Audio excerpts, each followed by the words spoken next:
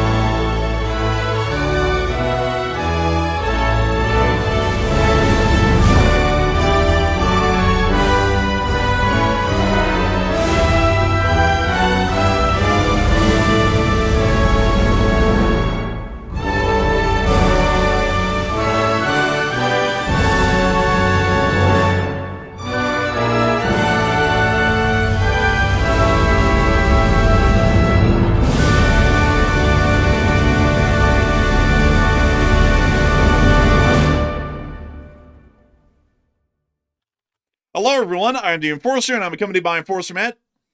And good evening, folks. It's Enforcer Matt, and welcome back to day 1527 of the War News stream. And tonight we have very big news out of Russia and also Iran as well. It's going down in both locations. We're seeing that Russia is struggling today as Ukraine launched more massive oil attacks. This time it looks like the Perm attacks are now getting worse and it's turning into a Tuapse 2.0. We're also seeing that Iran just got done engaging hostile drones over Tehran with gunfire and anti-aircraft equipment. And also the Gulf states have just ordered an evacuation from Iran. And it's believed to be that maybe this weekend the strikes might restart on Iran, and we have very big news, and it's good to see you all once again. And of course, we're going to be covering the past 24 hours of major breaking news from around the world, as we have been able to hear of significant developments from Eastern Europe, Western Europe, East Asia, Southeast Asia, the Middle East, and the United States of America over the course of the day. Significant news has emerged from the Russian Federation as the armed forces of Ukraine have conducted another significant drone attack against the Russian Federation's deep oil infrastructure near to the foothills of the Western Ural Mountains and also within the Russian Don region once again.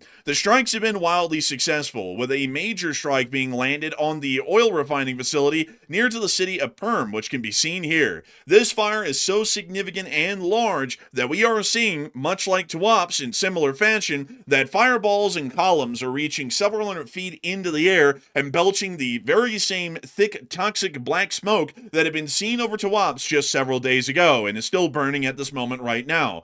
We do understand that the situation is largely out of control within the Perm area as well, and it does appear that this fire is continuing at a voracious rate, consuming large areas of the oil refinery, and we've also confirmed that several Ukrainian attacks did hit a multitude of condenser towers within the oil refinery, which are one of the most critical elements to oil refining and oil production inside of the facility. This also, mind you all, is a separate attack than the one we reported on yesterday, where the oil pumping facility which is right down here or so, was also hit the other day in the area of the city of Perm. This is a completely separate attack from that one, and while the pipeline's pumping station in Perm was knocked out, we now understand that the refinery has also been hit as well, and it appears that the entirety of the Russian Federation is either on fire or being covered in the thick toxic smoke that comes from these fires from these refineries and storage sites. The fire in Tuapse was finally quelled and extinguished by the Russian Federation's firefighting teams over the course of this day, and the Russians had a couple of high fives on the success of finally putting out the fire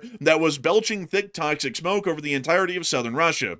Just hours later, a new Ukrainian drone attack was announced, and Ukrainian drones immediately marched their way through the skies of Russia straight to Tuapse and have hit the refinery again, once again setting it on fire and making sure that all of the Russian firefighting efforts that had been conducted over the past few days were completely for naught, as the fires are now restarting once more, and the Ukrainians are now attempting to destroy the last remaining oil storage tanks that are intact and undamaged at the facility, which still house a significant amount of the oil that had already been on fire and the other tanks that had been destroyed in the fires from the prior days. We have also been able to see that at the same time, major attacks were also landed in Duzhinsk and Nizhny Novgorod, and inside of Moscow, we have been able to hear of some interesting developments.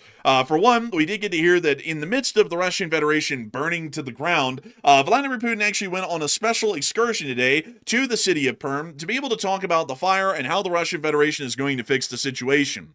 And that would be an alternate reality if that actually happened. What Putin actually did is that he traveled to some sort of a conference where he talked about sauerkraut and sausages being mixed together in a blend in a pot or something like that. Once again showing that the Russian Federation is fairly aloof of the dire situation they find themselves in, and are either attempting to deliberately feign ignorance or are truly ignorant of the greater situation throughout the country. We've also been able to hear that the Russians are attempting to unilaterally exert a ceasefire onto the Ukrainians for their upcoming May 9th Victory Day parade, which will be coming up in about a week and a half from now.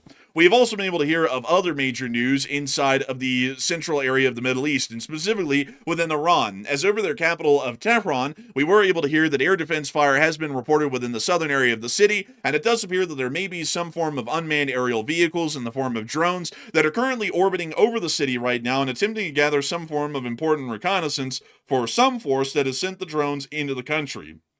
At the moment, it is unclear whose drones these are and whether the Iranians have been successful at all in even reaching the drones with their air defense fire, but it does appear that multiple countries in the region, including the United States and Israel, are seriously considering the resumption of military activities against the Islamic Republic of Iran, possibly this upcoming weekend. The State of Israel has been making a continuous amount of statements, largely showing that they are apt and ready to go back to war with Iran, and we've also been able to hear from officials privy to the matter inside the White House that it does appear that the President of the United States is seriously considering restarting military operations against the Islamic Republic of Iran this upcoming weekend. We have also been able to hear as well that according to the Speaker of the House, Speaker Johnson, who is an important person in getting the vote for the War Powers Resolution Act in place to see whether the war will be approved to continue or whether it won't be, and all of the U.S. forces will be withdrawn from the region, the Speaker of the House stated today that it is not even a conflict and therefore a vote would not be needed, meaning that Enforcer Matt's analysis was correct yesterday, and the United States will not even be tabling a vote on the matter and will be allowing the war to continue without the consent or approval of Congress either way. We have also been able Oh, yeah, that degree finally paid off. I tell you what, that political science degree, it cost a pretty penny. It finally paid off. I was right. It finally pays to be a political science major, and hopefully it'll pay for me to be a history major tonight at some point. But outside of that, we've also been able to hear that the Islamic Republic of Iran is continuing to control the Strait unilaterally, and we've also been able to hear a couple of more important statements from the Iranian government over the course of this day about their position and where they're going to be heading from here. We've also seen that the Iranians have conducted attacks against the Kurds in northern Iraq, and there has been continued military activities by Israel inside of southern Lebanon, and the wounding of 12 IDF soldiers over the course of the day from Hezbollah drone attacks inside of northern Israel. We have also been able to hear that the Israeli company that was about to accept the sanctioned Russian grain has actually decided to get a little bit of cold feet and have backed off of the purchase, not even forcing the hand of the Israeli government, which at the moment appeared to have been a little bit up in the air as to whether they were going to actually stop the shipment of grain or not. The company has actually decided to cancel their contract, and now the vessel has departed Israel and is attempting to sell the grain elsewhere to some other country somewhere within the world. We've also been able to additionally hear within East Asia that more assets in Indo-PACOM, and specifically the U.S. 8th Army in South Korea, are being relocated to the Middle East. And we've also been able to hear that there's been a financial crash today inside of Japan, and Japan is actually selling off U.S. dollars at this moment to be able to try and buy Japanese yen to be able to stabilize the currency prices that are plummeting right now inside Japan. We've also been able to hear that the USS Higgins was disabled somewhere within the South China Sea due to an electrical fire in the machinery spaces, which left the vessel adrift for several days without any power or any propulsion. We've also been able to hear of other major developments around the entirety of the world, including in Ukraine, where we have seen that the Russian Federation has not made any gains over the front line today and have largely been stopped where they are, and the Ukrainians are still inflicting significant casualties. That is quite a significant summary, and that's me trying to cut this whole thing down to make it concise enough that we aren't spending all night on the summary alone. The news today has been absolutely massive, and we have a lot to cover over the rest of our news coverage for the night, starting with our largest stories first and then moving our way on down into the smaller stories throughout the night. And before we even get to our normal news coverage for the night, we actually been able to hear that Vladimir Putin has apparently reacted to some sort of a development, and Matthew has further news on the situation. And so, Matthew, what do we got? Okay, so we have gotten our first image of Vladimir Putin's reaction to the current massive oil strikes. We have it on Twitter, by the way. You might want to pull this one up real quick. Here it is right here. This is Vladimir Putin right here. This is him about to comment on the oil strikes. And as you can tell, he's not looking in the best of health. So it's obviously not going good. And I think this is also indicating that he's not in the best state of condition right now, as you can probably tell. But that is the early news that we have right now, a picture out of a press conference here.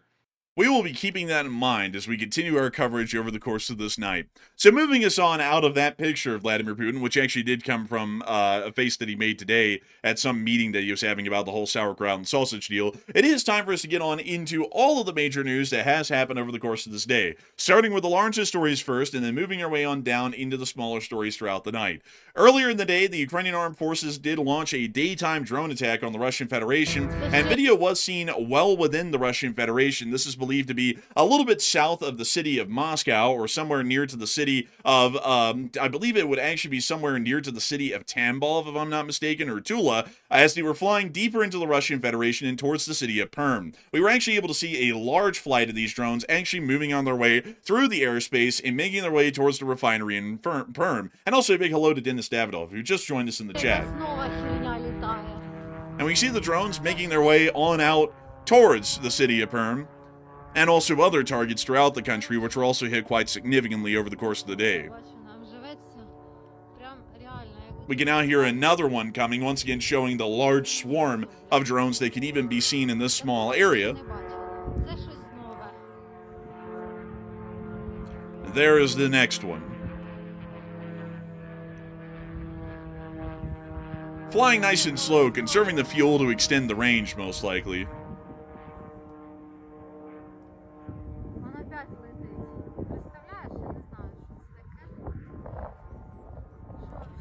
We hear another one, a third one coming along in the same formation as the rest. And there it goes as well.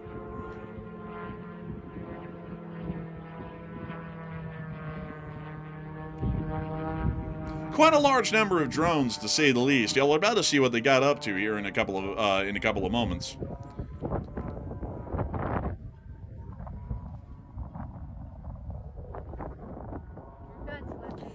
And we hear even another drone coming on into frame here in just a moment.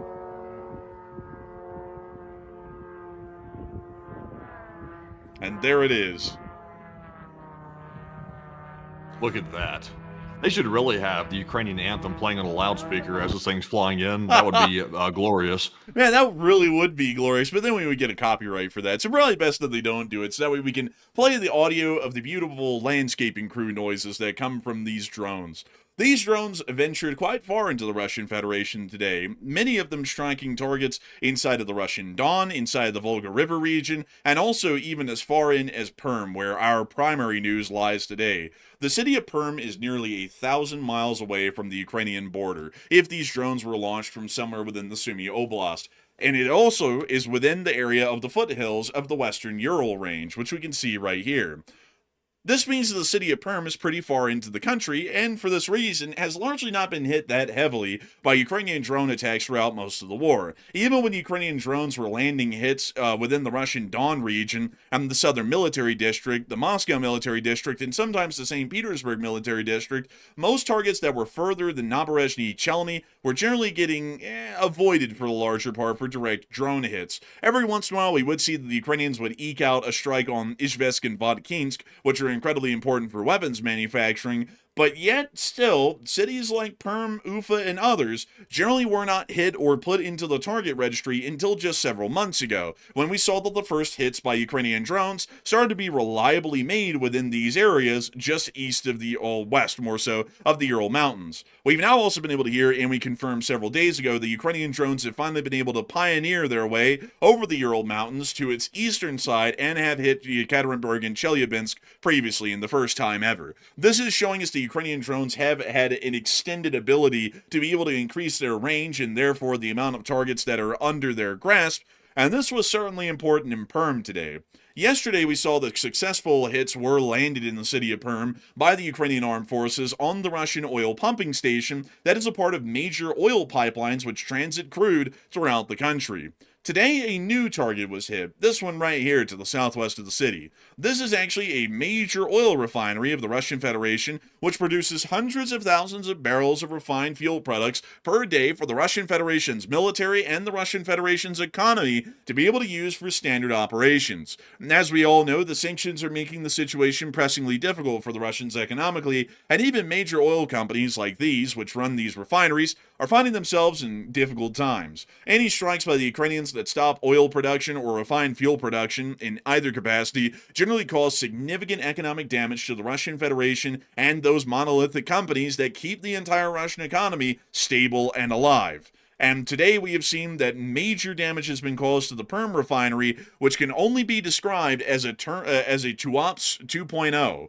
Inside of the city of Perm, we got quite a lot of clips of the fire that was being seen within the area. This was some of the first clips that we had seen showing the fire on a condenser tower, showing that the Ukrainians had deliberately targeted the most sensitive and important areas of the refinery to be able to make sure that the repairs would be as expensive as possible and that the refineries may stay in a state of downtime for even longer than possible to be able to see that the Russians might be able to effect the repairs and pay the expensive prices to repair the facility before we get hit again by Ukrainian drones probably sometime in the weeks or months to follow from today. We have also been able to see other clips showing the refinery burning from the distance, and I do want to make it clear that these are the first hits on the Perm refinery. Y'all are about to see why here in a second this is called Tuapse 2.0.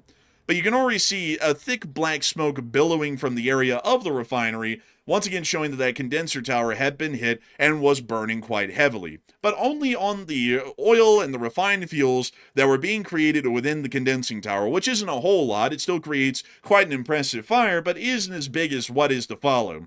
Just a little bit south, this is the important one, just a little bit south of the oil refinery are these oil tanks. Right here, these house the crude oil and the refined fuel products that the Russian Federation's refinery here in Perm are able to produce. And many of y'all will start to notice something incredibly similar here. This is a tank farm that's, at least in volume, not in number of tanks, incredibly similar, if not nearly identical, in the tonnage of fuel and oil that it can hold as the Tuapse refinery on the Black Sea coast in southern Russia. And this is where the magic happened today. Some Ukrainian drones that came in after the condenser towers had been hit in the main refinery complex started to strike the oil storage tanks out there in the area around the refinery. And this is where hell started to open up once more, much like it did in Tuapse.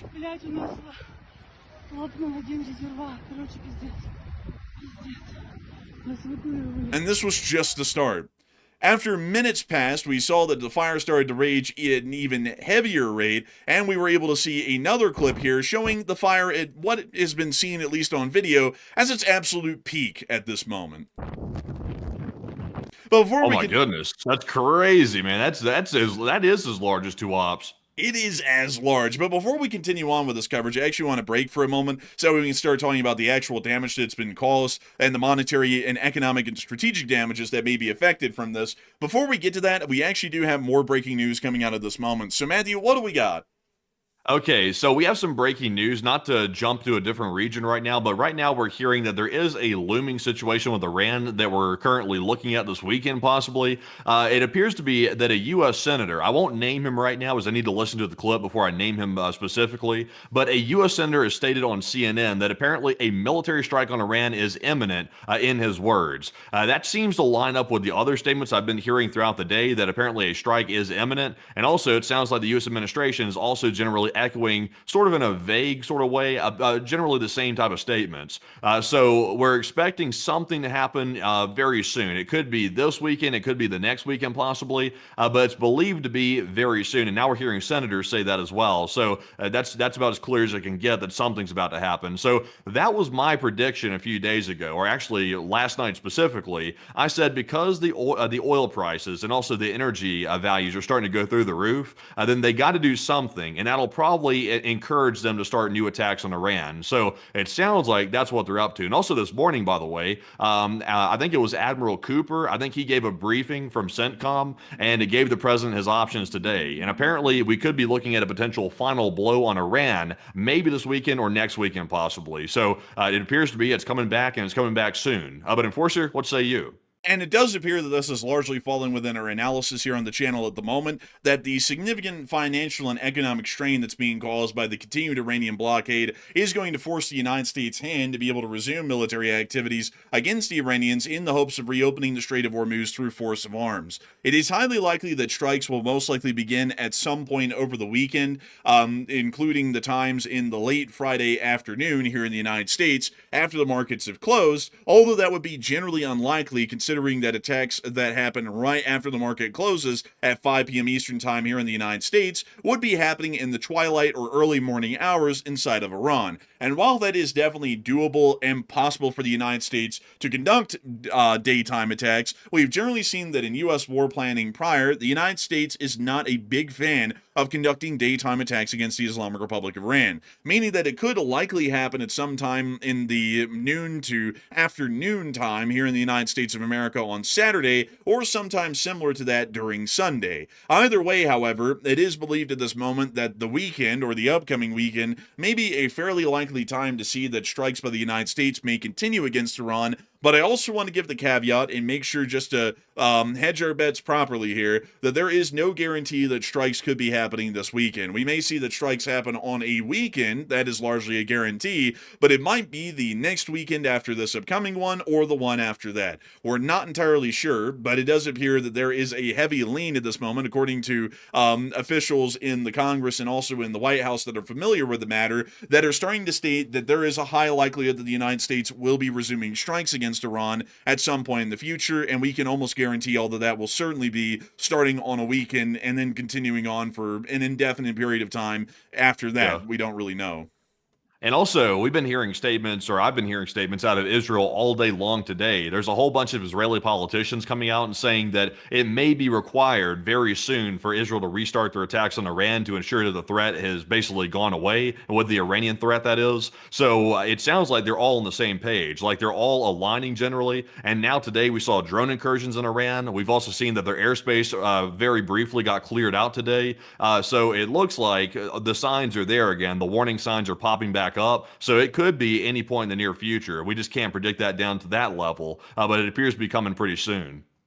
Yes, we'll have to certainly see what exactly happens at some point in the future, but it does appear that all insider sources right now are stating that it is going to be happening incredibly soon. But moving us on out of that breaking news that we have just been able to hear, and we're going to be trying to confirm further at the moment, we are going to be moving back to our major news that did come out of the Tuapse area, the Perm area over the course of the day. While I just had a huge voice crack there, the Perm area has been about as fiery as Tuapse. So getting us back into our clips, here is where the zenith of the fire has been seen at the moment now. And this is actually believed to be the rate of the ongoing fire that is ongoing at the Perm facility at this moment. The column of fire is reaching, much like in Tuapse, at least 600 feet into the air, maybe even 1,000 feet into the air. It's very hard to judge that from here, of course, because the fire column is so large relative to a person. And we can also see that just like in Tuapse, this is also bellowing the thick black smoke into the air that is incredibly toxic.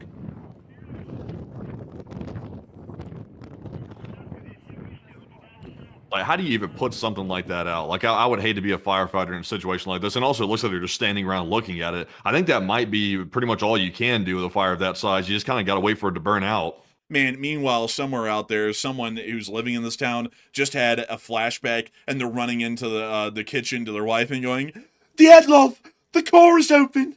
There is no core open. There's no graphite. It almost looks like a reactor explosion, like with the amount of fire in the air. And well, of course, a reactor explosion doesn't really create fire itself. But at the Chernobyl reactor, there was a significant fire that did happen after reactor number 4 exploded. But moving us on from that, we also got a couple of more clips of the scale of this fire right here as well. Unbelievable in size and spanning over the large area of the storage tank facility. Just to show y'all where this actually appeared, if we go to Perm and look at this facility once more, this actually appeared to have been around the area of the large tanks that we can see over here on the eastern side of the facility, and the western side of the facility. These appear to be the larger tanks that are on fire at this moment, and while we haven't been able to exactly match the branding, at least right now, if we get down on the ground and try and take a closer look at these oil tanks through the openings, you can see that they are the exact same shape and design of tank, and it also appears they would have about the same brand. Actually, they do have the very same branding on the side of the tanks as well, showing that this certainly is from the Perm oil refinery, and this is the exact area where we see the largest fires happening right now. Now, while these are the largest fires, and these will be producing the most damage, at least financially in the short term for the Russian Federation, the largest damage in the long term is actually going to be within the refinery itself in the smaller, low-key fires that we've been watching unfolding on the oil condensers. The condensers inside the refinery are incredibly important for continued production of refined fuel products. And unlike the oil situation and the oil markets globally, the refineries actually produce gasoline, diesel, jet-grade aviation fuel, tar, and other forms of products that are in good products that can actually be bought by a consumer or a company and used outright in its final form. Crude oil cannot be used that way. Crude oil has to be purchased as a raw product and then shipped to a refinery where it's turned into an end product that can be bought and sold by the public for other uses rather than just oil for the sake of it. This refinery is important for the strategic outlook of the Russian Federation instead of its financial outlook, because this facility produces several 100,000 barrels of refined fuel products like gas and diesel every single day that it's in operation. And with this thing being out of operation now due to condensers being destroyed or heavily damaged, they're going to have to turn either significant parts of the refinery offline until they can effect repairs, or they're going to have to shut the entirety of the refinery down depending on the extent of the damage. This also means that the company that operates this plant will be put under even further significant financial strain, and they will also have to try and find the money and the time to keep this this refinery offline to be able to try and effect enough repairs to eventually bring the refinery back up to operational condition. We already know that a lot of companies in the Russian Federation have been suffering from such great financial strain due to the damage caused by these attacks that some refineries have actually been shuttered permanently inside the Russian Federation due to the fact that these companies are hardly finding the money to even scrape together amongst their coffers any longer to be able to pay anybody to repair the refinery, much less even find the parts necessary to repair these damaged condensers here at the oil refineries. So this is possibly going to be a long-term amount of damage that could be seen. If the company that manages the Perm refinery is running that low on reserve funds and cannot find any spare parts to repair these condensers, it may have to actually shutter significant parts of this refinery or the entirety of the refinery as a result.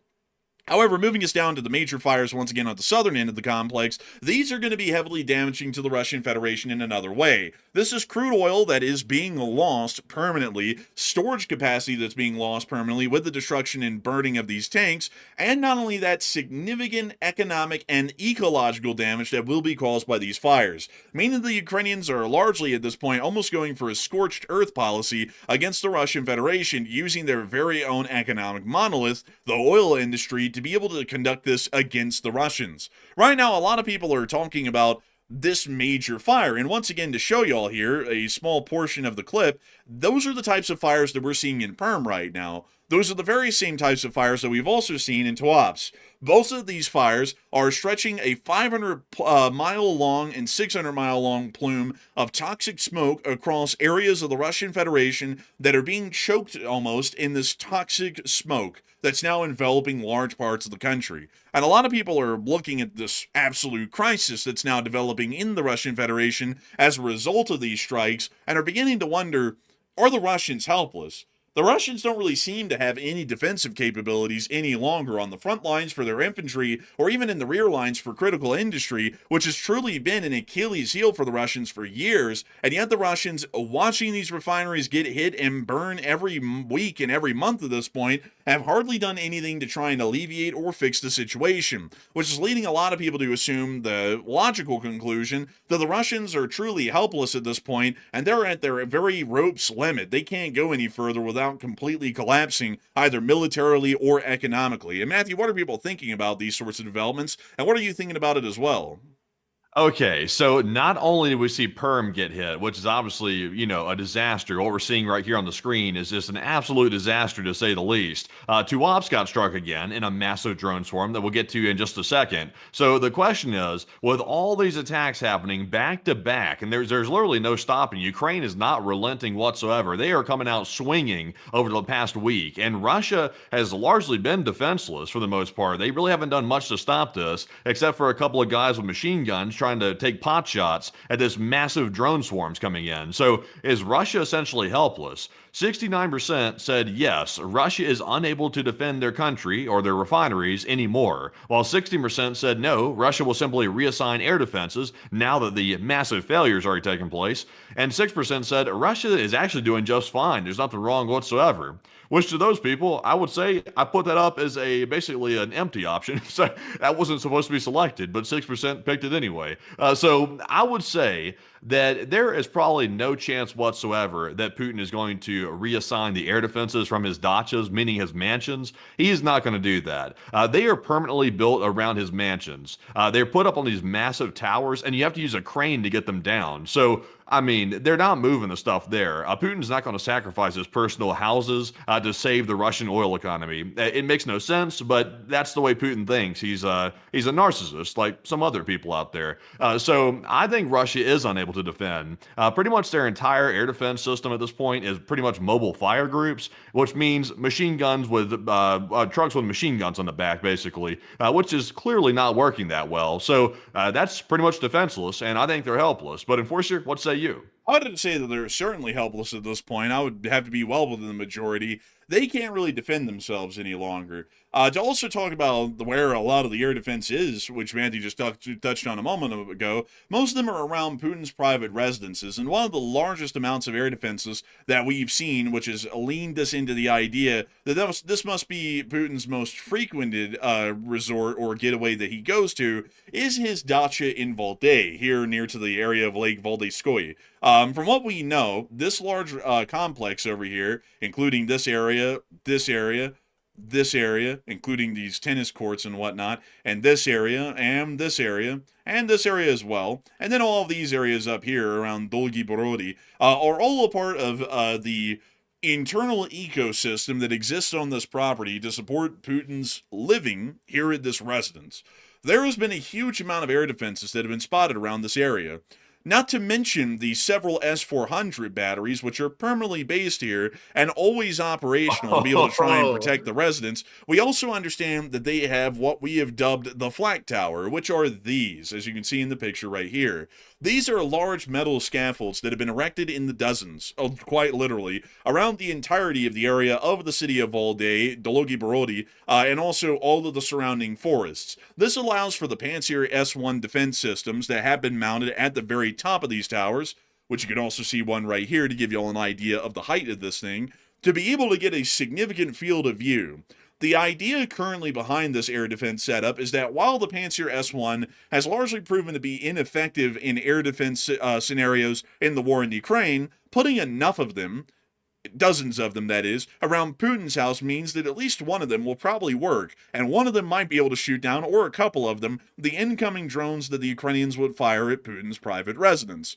That also I didn't means, think about it like that. I didn't think about it like that. Then maybe that's why he's hoarding the stuff around it, because he doesn't believe in the efficiency of the system himself, the Russian air defenses. So he's like, I mean, the thing's not, it doesn't have a good success rate. So the one way to fix that is to simply hoard it around my mansion, and one of them will eventually hit the thing coming in because they don't work that well. But I mean, the greed though, like that view you just showed a second ago of all those air defense systems around the area. I mean, the greed. I mean, look at that. I mean, that's crazy. All that stuff around there like that. I mean, could you imagine? I mean, there's not one of these systems around these oil refineries. There's not even one of these systems around that. But yet his mansions though, and he has multiple mansions, they literally have this around all of them, multiple systems, and also building custom towers to house them too. You know what's crazy? Like, y'all know what's crazy, folks. Matthew is absolutely right about that. And what's the craziest thing about it is that this amount of air defense right here in this one spot on the satellite photography. If y'all look, here's what's crazy. One radar system, two radar systems, and these aren't just any normal radar systems. This is the exact variant of the radar that is used for the S-400, which is the most advanced Russian air defense system that the Russians are actually able to field anywhere in their country. The fact that there are two radars present is showing that there are two entire air defense batteries, S-400 air defense batteries, that are based and operating just at Putin's private residence at Valde. To give you all a fair comparison here, the entire city of Novorossiysk, which is one of Russia's most important ports at this point for economics reasons, because it has a significant oil loading port here, has only two S-400 air defense systems as well, which are based down here. And you can also count, if you look around, the very same two, 1 and 2, air defense radar systems for the S-400 batteries that are based at Novorossiysk, meaning that Putin's one house has as much air defense, at least in long-range air defenses, as the entirety of the major city of Novorossiysk, which is also the largest city, barring Sevastopol from the count, that exists on the entirety of the Russian-occupied area of the coast in the Black Sea. And they get as much air defense for a whole city as Putin's one house gets. But that's not even counting the 30 or so Pantsir S-1s that are on the flak towers around this house as well. And this is just one of them. We do know of several other houses in the Russian Federation that Putin does own and apparently frequents from time to time that do have significant numbers of air defenses around them, but the house in Valde is probably the most gluttonous one in the terms of greed that we have seen in the amount of air defenses that have been relocated to it. And once again, to show you all a better close-up picture, there's about 30 of those around this one house, and then the two S-400s to boot. That means that we're seeing that almost an entire division's worth of air defense systems is just around this one house.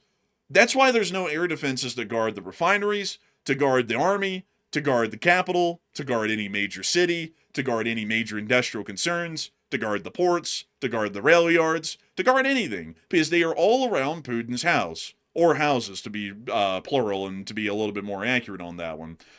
So that's why we're seeing that things like this are happening, because Putin has basically gone into this hermit crab concept of the entire country can burn, but God forbid one of his houses does, because that truly would be the end of Russia. An absolutely insane and detached kind of a mindset for a leader to think of when the country is literally collapsing under him and has been for years. Yeah, and also I see some people saying, well, why doesn't Ukraine just simply go to the perimeter of these mansions and go target the air defense systems and take them out preemptively? They could try to do that, but the catch is, though, I bet Ukraine also probably assumes that Putin is so narcissistic that he on pretty much under no circumstances is he actually going to reassign that air defense as protecting his mansion. And honestly, the mansions of Putin, they're not a priority for the war, so Ukraine probably doesn't want to waste the ammunition, and they know he's not going to reassign them anyway, so they probably just don't bother with it. If they start moving them, Ukraine will probably hit them when they're on the move, would be my guess. I would generally guess that as well. I don't really think it would be a pertinent target to hit, and also a lot like the war in Iran, hopefully has taught everyone. If you kill the leader of a country, it really doesn't do a lot of anything to change the outcome of the war, because, for example, the U.S. killed Khamenei in Iran on day one of the war, and we still are in the same situation now that we would have been if he was alive. And also on top of that, now the U.S. government is saying that we might not even know who's in charge in Iran to be able to talk to them, which wouldn't have been the case if Khamenei was still alive. We would have a clear way to know who's in charge in Iran and what they want to do, and then react off of that accordingly. So it doesn't really make a lot of sense, to be entirely frank, outside of just the idea of spiting the guy because everybody hates him, to try and take out the leader of the Russian Federation. If anything, it might cause more problems than it would fix. So they're not really high priority targets. What are the high priority targets, however, are the ones that aren't being defended, and also the easiest ones to hit. And we also have to remember, everyone, that the path to victory is always the path of least resistance. You never want to go and try and fight the enemy, unless if you have to and there's no other choice, where they're at their strongest. That's why the Ukrainians don't conduct attacks against Putin's house. If they throw 30 drones at Putin's house, how many of them are going to make it through?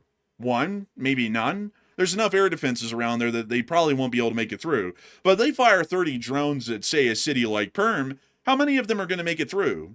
Probably 28 to 29 out of the 30 of them that were launched. That means that the amount of damage that they're able to effect on strategic targets elsewhere that are completely undefended is far more important strategically to the Ukrainians than ever trying to go for these houses, meaning that the air defense, in a larger sense, is wasted on these houses because they'd hardly ever be a target. They have no strategic value beyond the fact that Putin might just live in one, and that's about it. So, outside of that, we also were able to see more clips of these fires, once again showing the scale of them. Jeez. That's quite a hell of a fire right there. Just like Tuapse, actually. Moving us on into some more news that we were able to hear out of Perm. While the fire is clearly out of control, it's the very same size and has the very same amount of damage being caused to the area as the one in Tuapse did. We did get a statement today from the governor of the Perm Oblast, and I want to make sure to read it to all of y'all. This is from Dmitry Mahonin, who is the governor of the Perm Oblast.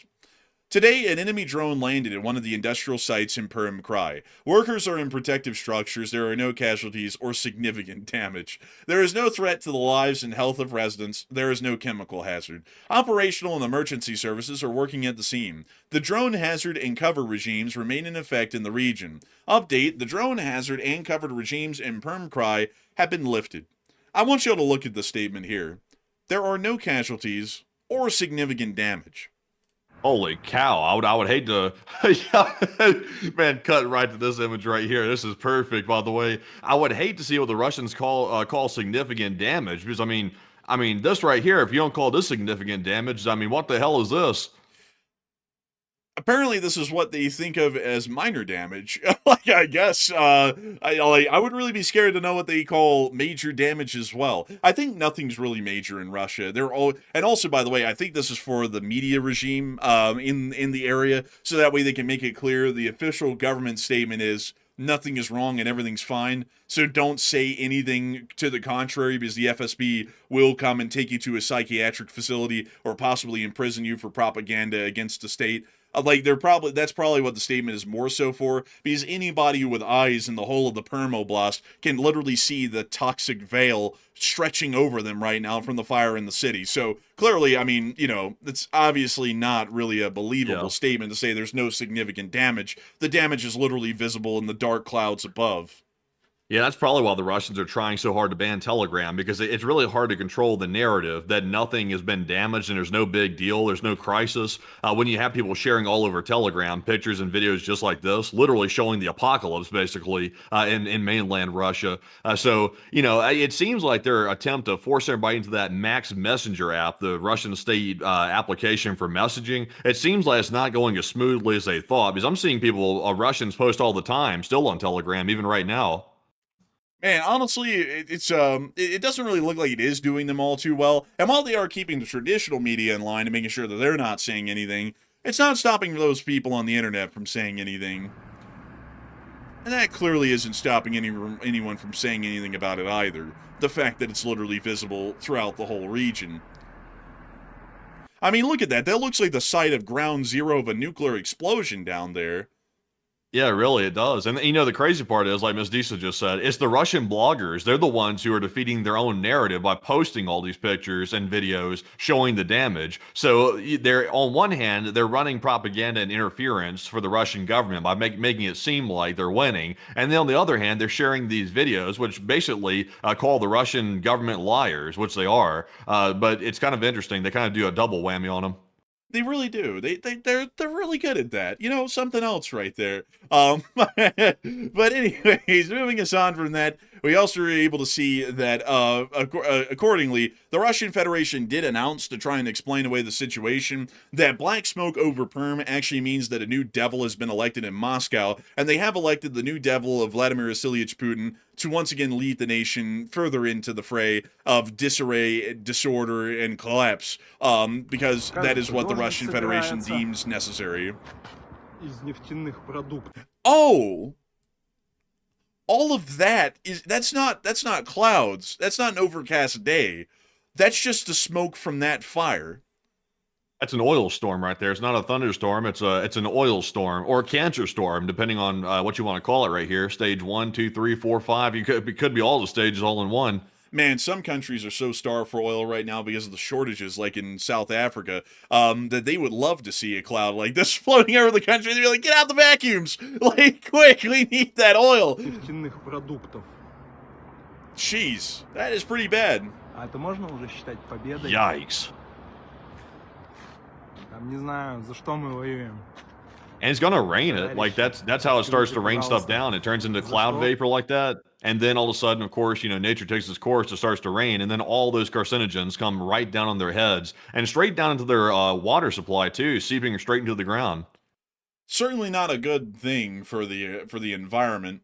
Or for Russia, for that matter, because one thing that we haven't really talked about, and I think this is actually an important one to touch on, is that this could significantly affect crop yields in the Russian Federation, and considering that a lot of these fires are happening in Western Russia, which is the breadbasket of the nation, this is actually going to have some pretty big effects. Let me zoom in on a place out here in the middle of nowhere. These are farm fields just to the east of Svetlograd, here in the Russian Don region. This area has been under the plume of smoke that has been coming from Tuapse for several days now. This oil is raining down from the skies above onto the farm fields below. If the toxicity is bad enough, the crops could just fail. It is the early seasons for most crops. It would be the growing season right now, and the early part of it for that matter, meaning that a lot of the summer wheat crops could see that they just start to fail due to the toxicity in the ground, or the crops may be tainted so badly by the oil rains that are now coming down on them. All of the crops in these areas have to be rejected and destroyed because they're not even edible whatsoever, and they can't even be passed as edible food products. The same thing is now happening in Perm, and while this is starting to get out into the far eastern regions of Russia, and almost into Siberia, which is just on the other side of the Urals, there are still a significant amount of farm fields and also forests around this area. This could start to heavily affect, for example, the agricultural yields within this area as well, the health of the Kama River, which does feed into the Volga. It could be affecting a great deal of things. Also, the health of the Russian Federation citizens, which may start to put significant strain on the medical resources within the region, and possibly even the amount of working output that can be made by the remaining part of the Russian Federation that hasn't been laid off from their jobs because the economy is doing so poorly. So generally, these are actually pretty bad situations for the Russian Federation. No ifs, ands, or buts about it. This is bad in a myriad of ways, more than we can even describe here on the channel. And so Certainly not a good outlook for the Russian Federation. Meanwhile, in the area of Dzhinsk, just to the west of Nizhny Novgorod, we also were able to confirm that there were strikes in the area of the town as well, although we haven't really been able to confirm with clear certainty yet exactly what these strikes caused in terms of damage and possible economic or strategic fallouts as a result of the strikes. But we can't hear the air defenses going off. We see a little wisp of smoke rising over there. They got those high-pitched air defenses here. Man, they got that kind that makes you question if you can hear or not. It's like a hearing test. They're definitely not making this siren for the old folks with their hearing sort of going by. You know, when you get older, you can't hear higher tones like that. You start to really have a hard time hearing them. It's like they didn't really put much sense in designing that. Because I'm sure the older people are they're gonna be like, "What? What's that?" It's like they're probably not gonna be able to hear it. Papa, there's been an air defense warning. Huh? Yeah, man, it's gonna be what? Air defense? I don't hear of it. But anyways, there's no fences in the air, you idiot. But anyways, moving us on out of these clips within central Russia and getting towards to the Urals, we have also been able to hear of another development of the story down in Tuapse. Many of y'all have just seen the same fires in Perm like we've seen over Tuapse for the past few days. And I do have to bring y'all the good news. The Russians have finally put out the fire. Here's the aftermath after they put it out. Oh, they have music playing. Azubi! But here goes the fire truck through the remains of what is left. Not a lot's left. Most of it's been completely burned to the ground. But they finally stopped the blaze for the most part, which is something to be celebrated. A victory for the Russian people. Yeah, it looks like they stopped it just in time before it caused too much damage. Man, they stopped it before it could truly destroy the refinery. Heroes of the Russian Federation. Every last one of them.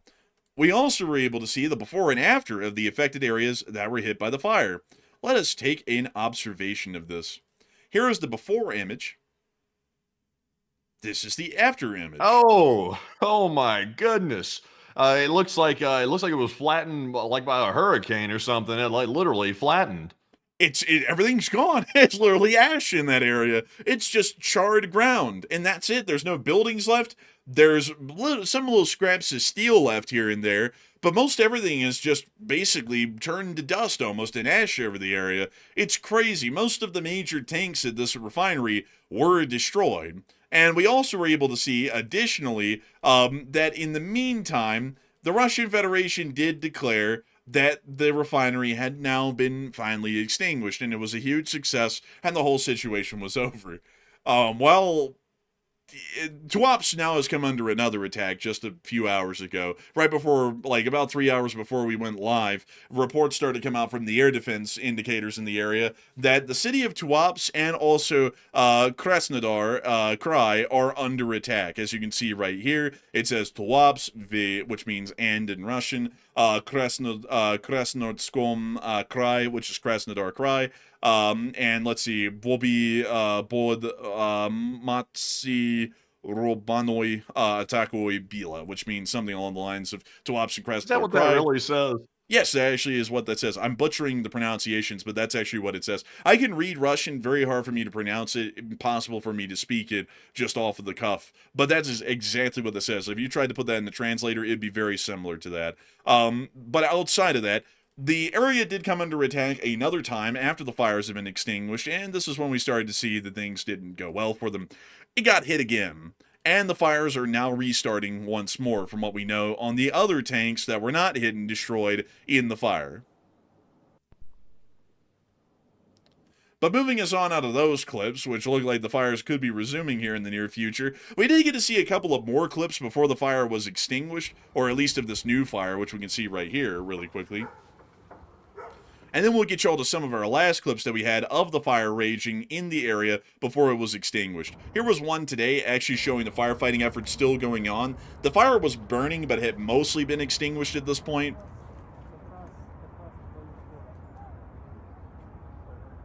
That's like monumental right there, like trying to put out like a volcano with a couple of small hoses.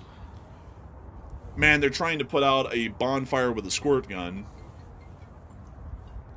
Oh, somebody's getting a call. They're getting a call from the man pushing down from above. Get the plant fixed. Get it open. Listen, Dyatlov, we got pressure from above. We need the safety test done. Can you do it? Yes, I can. Raise the power. But we also got one last clip here showing us the place nice and toasty. This was well before the fires were put out. And now I see a lot of people saying that I work for the FSB. No, I don't work for the FSB or the CIA or the Mossad. I'm just some guy. I'm just some bro, guy. you would suck. You would suck if you're an FSB agent. You're doing some pretty bad damage to Russia's image. So I think you might be in trouble if you were. Man, I mean, honestly, though, I don't, like, that's a good point. I don't know where these people are coming from with this stuff. It's not like we're painting Russia in a good light. Also, if I went to Russia as an FSB agent, I would be going around going, "Excuse me, где это русский флот, Blair?" Like, they'd be like, this guy hardly speaks Russian at all. This guy sucks. He's clearly an American spy. But moving us on, out of all of the news that we had out of Tuapse, as y'all can see, the situation was largely quelled in the area finally, but the Ukrainians have now hit it again, and it looks like the fires may begin anew. So we'll have to see what happens down there. The Ukrainians might also hit it again in the hours to follow from right now, and may actually see that the entire fire starts up fresh once over, and we see that that fire continues without any real stopping it at that point. Now, moving us on from all of that, we also did get to hear that there were larger Ukrainian drone attacks that had been conducted on the entirety of the region, including Tuapse, and we also got some other cool news out of the area today. Down near the Kerch Bridge, which crazily enough is one of the few things in Russia that isn't Putin's house, or Putin's houses, that are actually well defended, the Ukrainians landed some pretty significant hits on the Russians over the night. They actually targeted some of the patrol boats that Russia sparingly sends out from the Krasnodar area, well, from the Novorossiysk area and the Vostochny Rayon that defend the bridge, and the Ukrainians sent out their drone boats to attack them while they were attempting to protect the bridge, meaning that the protectors of the bridge then became the ones that were actually being hunted and the targets. We can see the Russians firing at the incoming drone boats here as tracers fly all around, but that didn't stop the drones from making their mark and hitting the patrol boats. Would you look at this? that? Look at this. This is crazy. A POV of the tracers right on top of the water. Oh, look at that. A juicy target right there in the distance. I can only imagine what happened to that. I can only wonder. I'm curious about that one. We'll have to see what kind of other reports we get from tomorrow. I'm sure we'll see a lot of them sinking, because we did get to hear that the Ukrainians did confirm hits. So, it does appear that the Ukrainian armed forces were also able to add a little bit of additional damage to Russia's smaller patrol boats, coastal patrol boats, near to the area of the Kerch Bridge overnight, as these attacks do appear to have been largely successful. As a result of this, we'll most likely be seeing a decreased capacity of the Russian Federation's abilities to conduct maritime patrols around the outskirts of the Crimean Bridge, which may open it up to further attacks that are launched from waterborne assets of the Ukrainian armed forces here within the near future. We may also see that this just is an attempt to weaken the Russian Federation's naval combatant forces to see that they're greater weakened on the by and large instead of having any larger scheme against the Crimean Bridge. But with that, a lot of people have also been hearing some other news that came out of Moscow today before we get on into the rest of the news that we have from around the world and shifting on to the Middle East for a moment. Inside of Moscow today, we were able to see that the Russian Federation has made the announcement that they are looking towards a May 9th ceasefire, and according to Peskov, aka the Rat, he stated that Russia does not need Ukraine's response to decide on a truce on the 9th of May. This is Putin's decision, and it'll be implemented, the Kremlin press secretary stated. This is kind of like that whole President of the United States declares a unilateral ceasefire with Iran deal, because the problem here is, folks, is that you can't have a ceasefire if the other side you're fighting with doesn't agree to stop shooting. What that's called is not stopping the shooting, which is what's called not having a ceasefire. So the Russians are trying to impose a ceasefire, and we also believe that they may be trying to use the U.S. government in an extent to also try and pressure the Ukrainians to accept a ceasefire, so that way they can have their little May 9th parade without being scared that it could get blown up. So a lot of people are talking about this one at the moment. And Matthew, how many people are thinking that the ceasefire should be rejected by the Ukrainians, and how much do you agree with those folks? Okay, so Russia is really showing their arrogance here, and really they don't have the cards. So it's kind of a little bit hard to show arrogance when you have no cards in your hand. But Putin is saying that it doesn't need Ukraine's permission for a ceasefire. It's solely his decision. He can make that decision, and Zelensky has no part in that because Putin's in charge. Apparently, he's the alpha dog while his entire country is falling apart. But what are your thoughts? 72% said Ukraine should reject the ceasefire, while 12% said Ukraine should accept the ceasefire, and 8% said that's right, it is 100% Putin's call. And this is as much of Putin's call as the strikes on the refineries inside of Russia. Was that also Putin's call? I guess Putin maybe had a hand in that too. Maybe he said, "Sure, Ukraine, go right ahead and attack. It's wide open." I mean, he basically did when he decided not to move the air defense to it. So I guess he did give permission in one way or another. But also, by the way, the U.S. officials were also making statements about this as well. They were saying that they talked to Vladimir Putin. They agree that a ceasefire is a good idea, but at the same time, though, they didn't consult with Zelensky either, from the sounds of it. So apparently, we have two clowns and one person who kind of has their brain together, which is Zelensky. And we have two other clowns saying that they'll just tell Zelensky what he's going to do, even though right now Ukraine's winning the war. So a little bit weird. Ukraine should reject it just because of the arrogance behind this is insane, and they should show Putin who's the boss. But Enforcer, what say you? I would say that'd be with 72%. Obviously, this should be rejected. The Russian Federation trying to force a unilateral ceasefire so that way they can have their little pomp and circumstance dog and pony trick in Moscow is a really stupid reason for a ceasefire. It's not ending the war at all, and it's only allowing them to conduct a little victory parade so that way they don't look like they're that bad off to try and save some face in the midst of the war. The fact that we've also seen that the President of the United States today started to shift his rhetoric once again because he's woken up this morning and probably forgotten who he is, to start attacking the Ukrainians, making it sound like they're losing the war and that they've scammed the United States of America out of hundreds of billions of dollars, which they didn't, is something that I find a little bit ridiculous and stupid. The fact that basically the United States and Russia are trying to gang up on the Ukrainians to try and see that there can be some pressure put against them to make this pointless ceasefire happen. If the Russians wanted a ceasefire, maybe they ought to just quit the war and then have the parade. Yeah. Basically. And also, it's like at this point, the United States voluntarily gave up their cards. The United States did have significant leverage over Ukraine before when they were supplying weapons to Ukraine because obviously Zelensky didn't want to lose out on the weapons supply. So he would generally try his best to stay in good graces with the U.S. president. But now that they've generally cut off aid to Ukraine, and also they were apparently, allegedly, just caught trying to withhold the $400 million that was already appropriated for Ukraine's defense here in the United States. Once they got confronted, then the U.S. released it after trying to hold it back. So that was a pretty embarrassing situation as well. So it's like the United States has no leverage over Ukraine anymore. The Russians definitely don't have leverage. They never did. They're in a war and they're getting slammed left and right.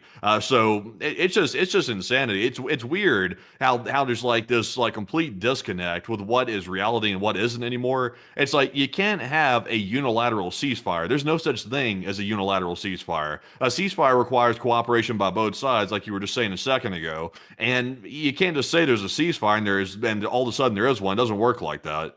It's not playground rules where some kid can just yell, "Okay, time out," and then once he's ready to start playing again, he goes, "Ah!" and then he starts running away in the game of like tag. That's not how the real world works. In the real world, you sit there and go, time out," and then they sock you in the face, and it's like, well, timeout didn't really work that well, did it? And it didn't.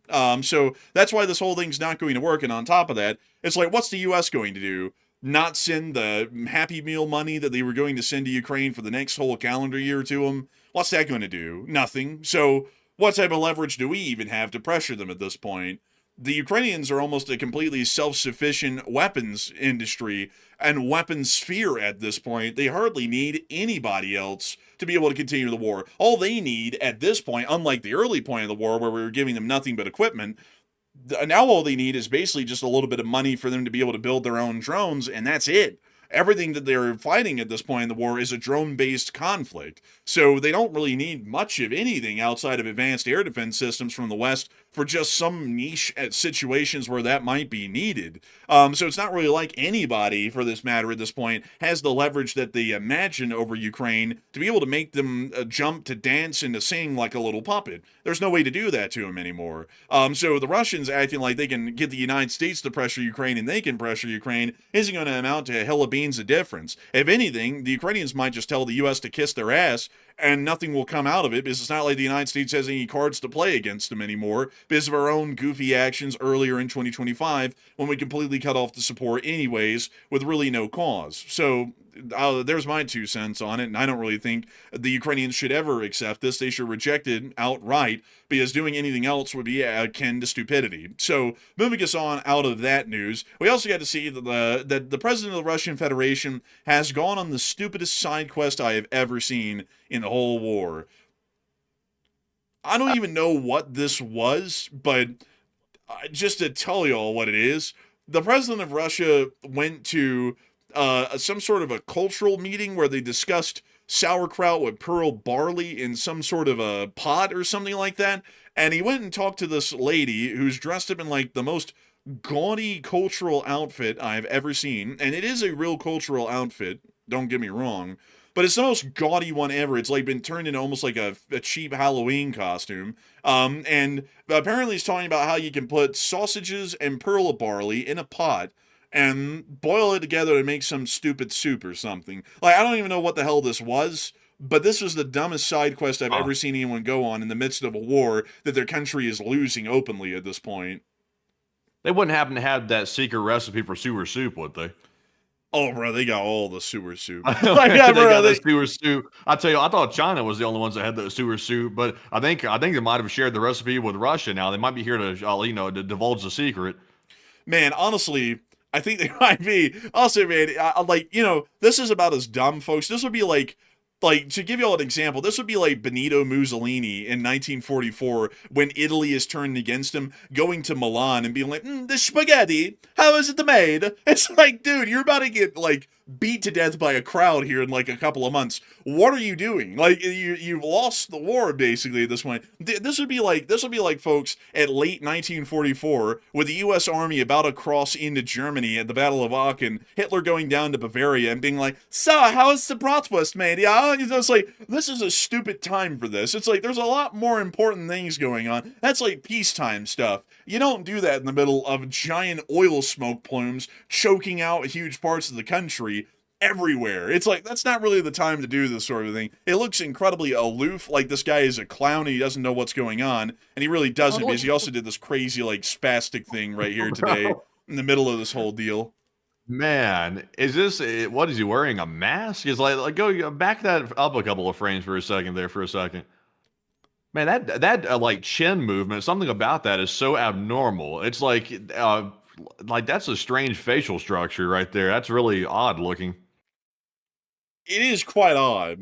Very odd. Like, you know. So what are they wearing, like a skin suit or something? I mean, is this guy really even human? The design is very human. Like, man. Yeah, really, man. Looks like he's wearing one of those like hyper realistic masks. Man, I gotta say, man, the whole thing of him talking about sauerkraut while the air's turning sour from the oil fires in this country is kind of a poetic sort of a thing, really, when you think about it like that. And we also got to see that in the midst of this whole thing today, when he was going to that cultural conference, he also went to this exhibit for the fallen heroes of Russia and whatnot, and everyone who's been fighting in the war. And this guy apparently showed him the cutout of a pipe that was used for Russians to crawl in the Sucha. By the way, this is the one that all of them got respiratory infections from, and basically can't use any of their lungs anymore because of all of the toxic vapors they inhaled while crawling through the pipe. Y'all remember that one? It's this one. Oh, wait, you said they can't use their lungs anymore. That means they're dead. Well, I didn't want to say that openly on air, but yeah, a lot of them did die as a result of that. But all the Russians who sacrificed their life to crawl down this stupid pipe for a couple of miles, inhaling toxic vapors the whole way, and then they came out behind the Ukrainian lines at Sucha to try and surprise them. That pipe. So they cut out a part of it, and then this guy went and showed Putin the pipe, and this was his reaction to the pipe that killed a whole bunch of Russians, so for them to be able to liberate one little town in his name. Here's his reaction to it. This guy's like, this is the pipe. Putin's like, yeah.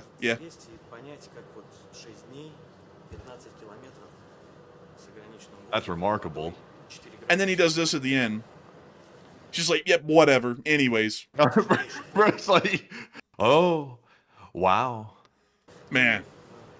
So then the guy's like, okay, so over here we can look at the Mr. Nutsack. You like him, don't you, Prigozhin? Like, it's like, oh.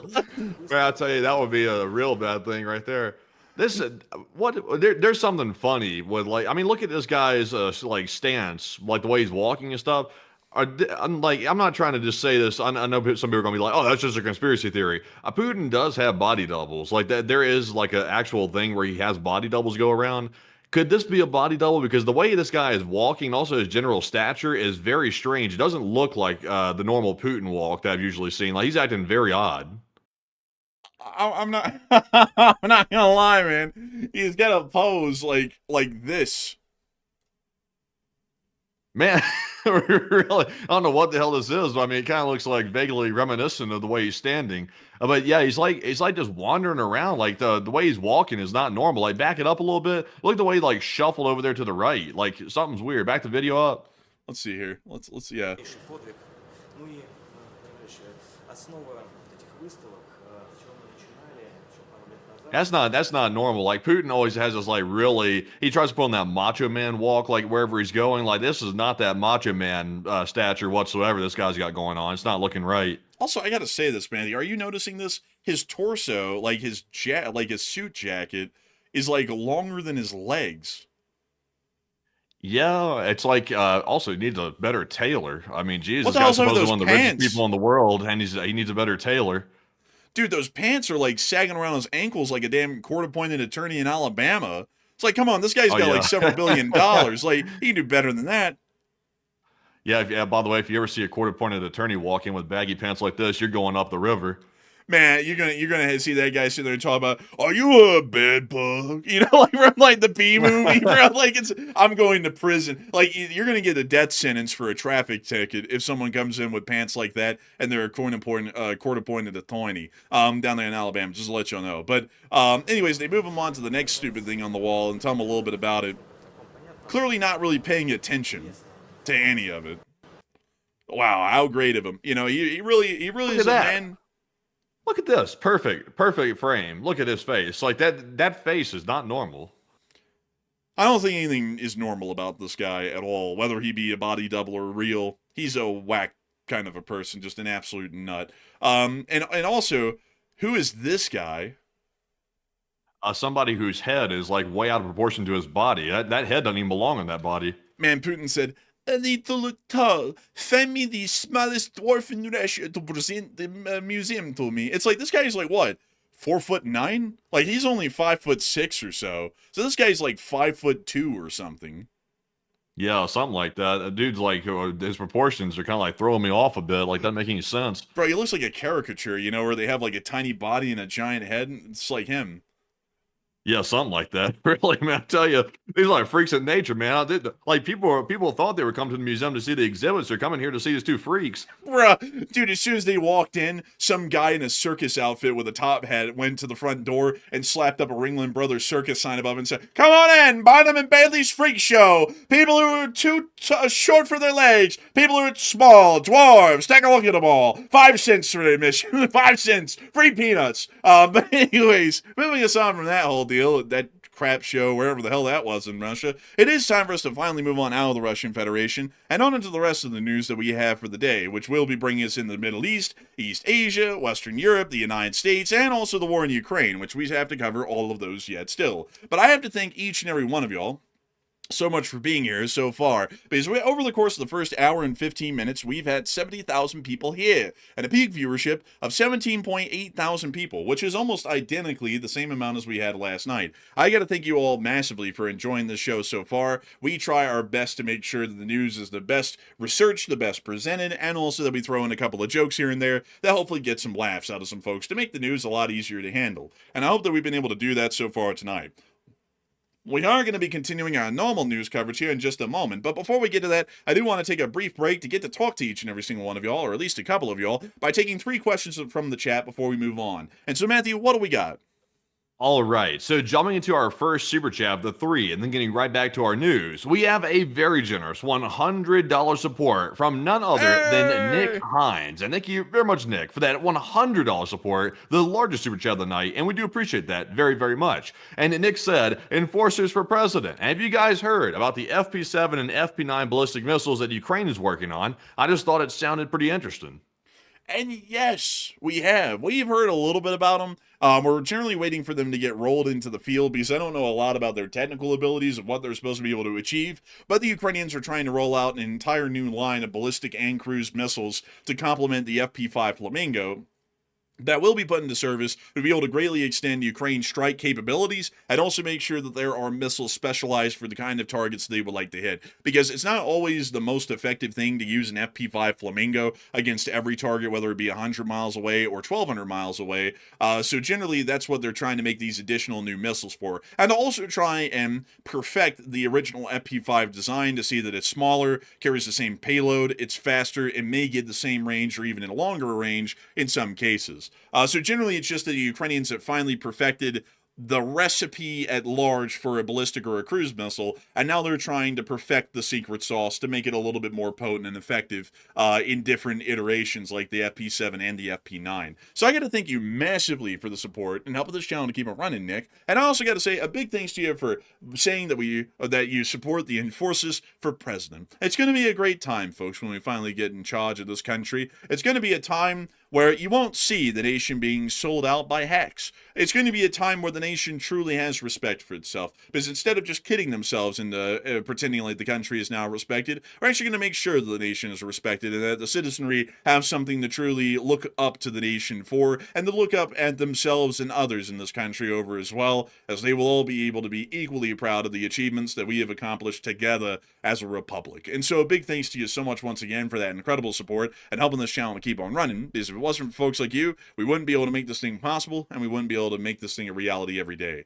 So a huge thanks to you so much once again, and with that, we are on to the next one.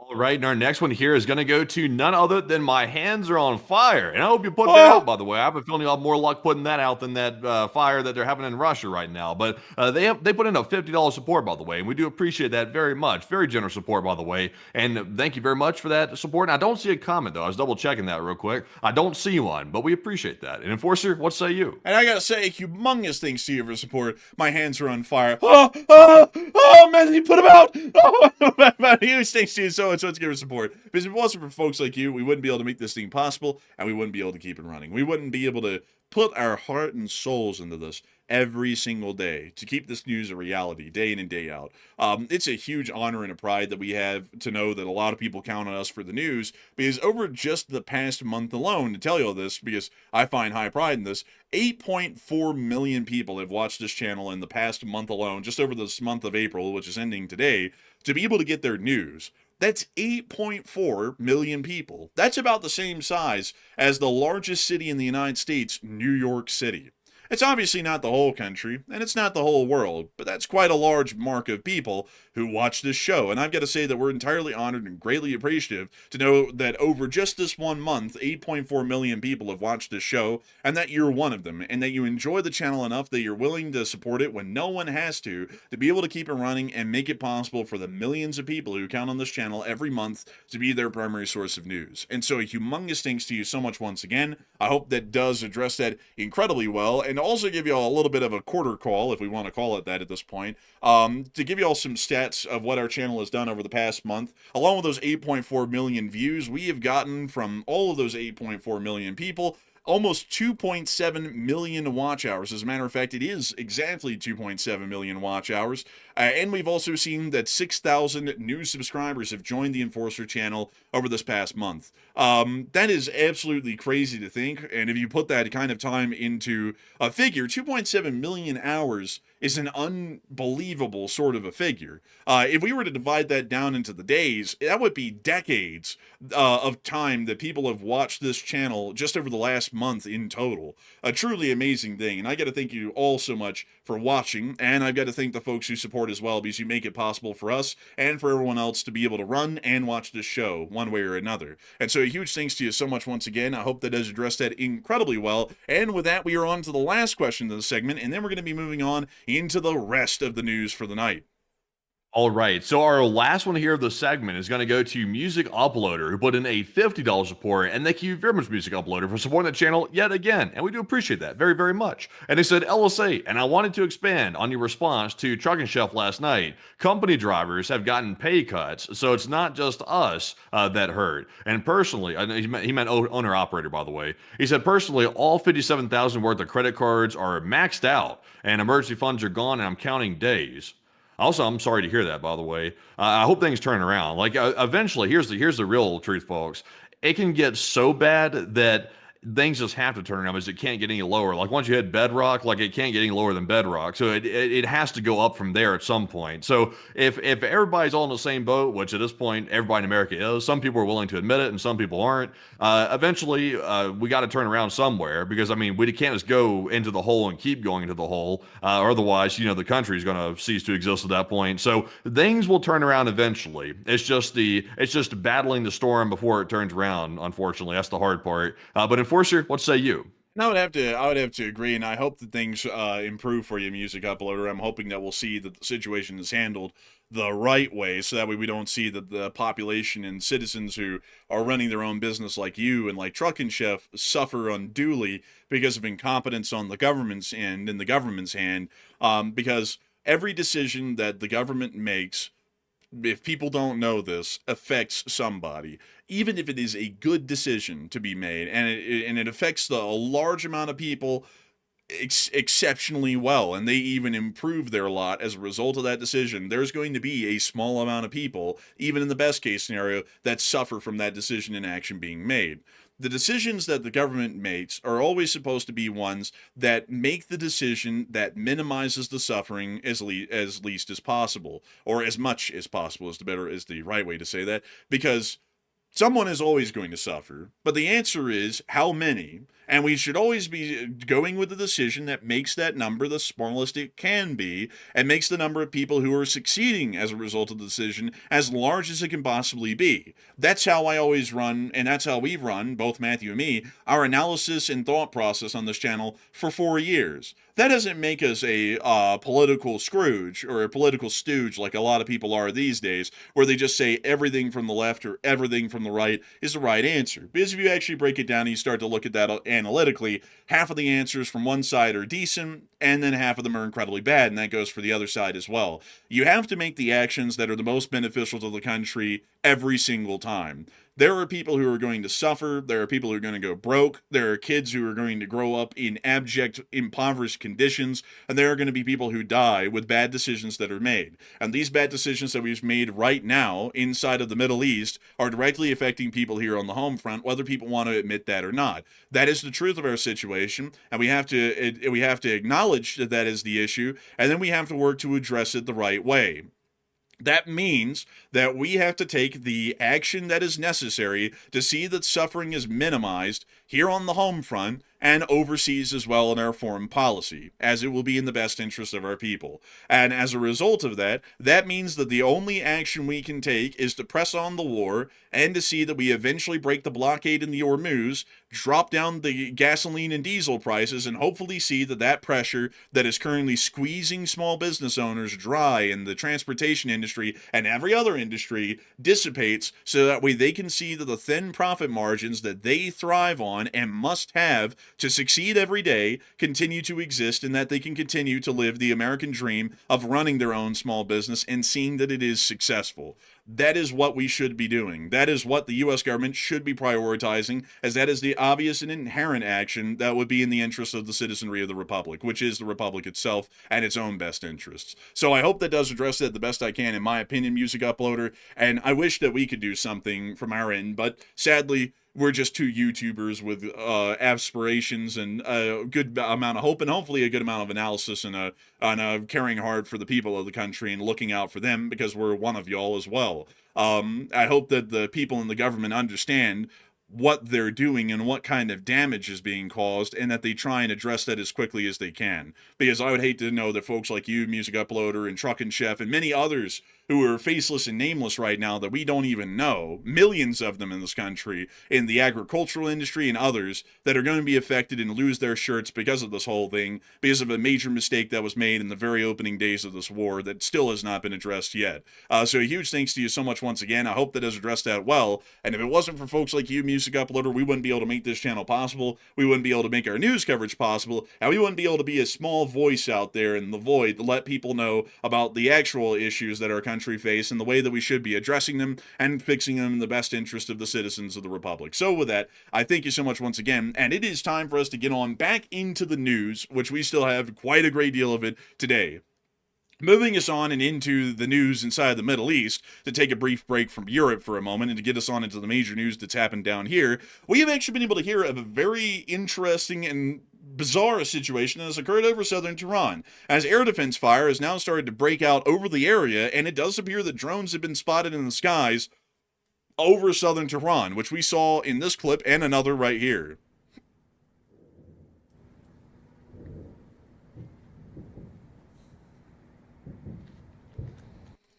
You could kind of faintly hear it, but I'll show you all this next clip here, which gives us a little bit of a better look at what's going on.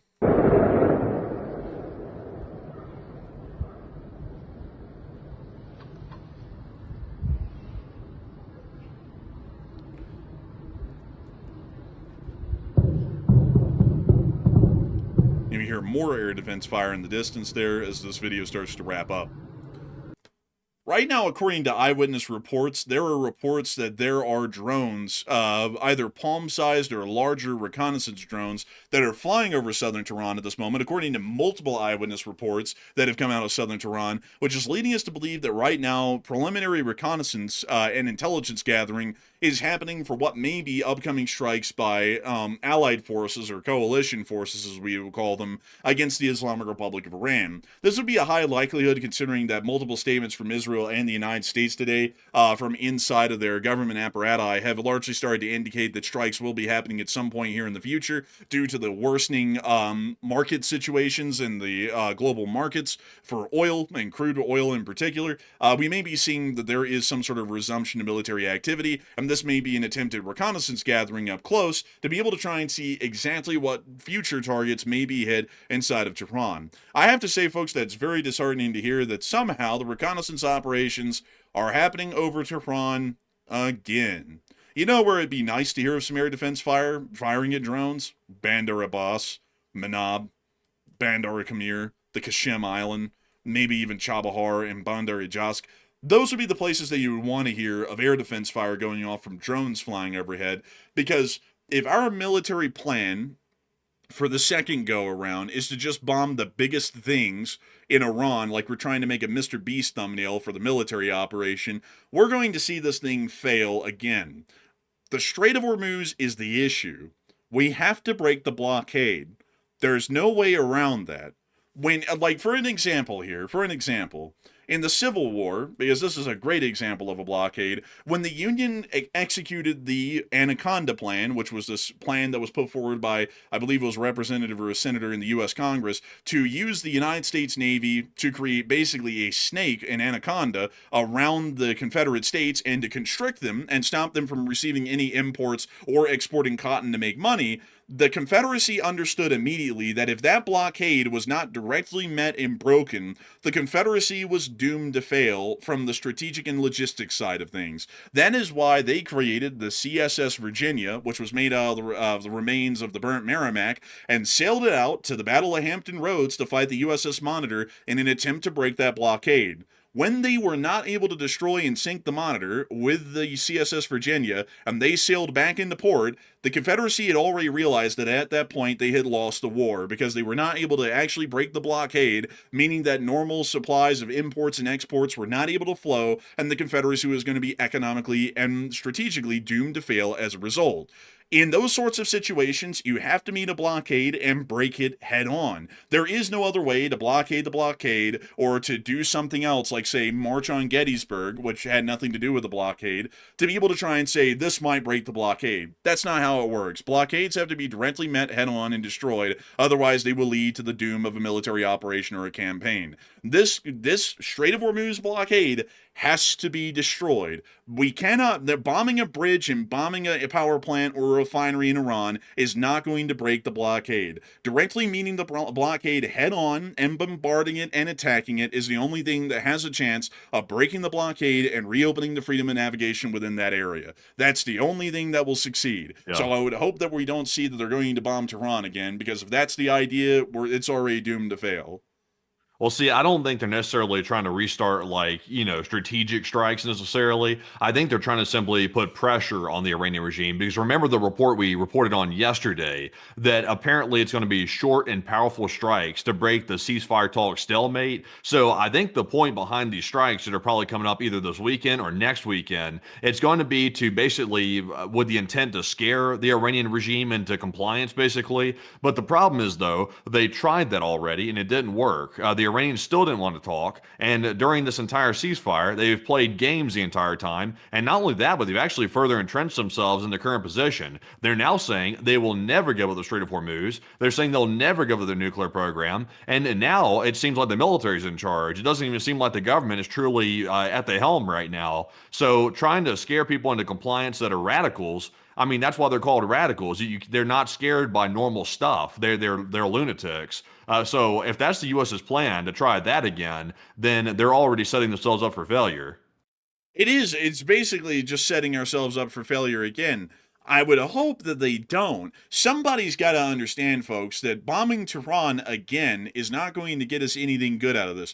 The blockade has to be met head on and defeated. That's the only thing that's going to work in this scenario. Trying to come up with some creative, quote-unquote, 4D chess plan to be able to break the blockade is not going to break it. Over millennia, we have proof that that will not work. It's not like that's even up for question or debate. Military strategy, naval warfare for centuries have shown that if you don't directly challenge and break the blockade, nothing else is going to stop it.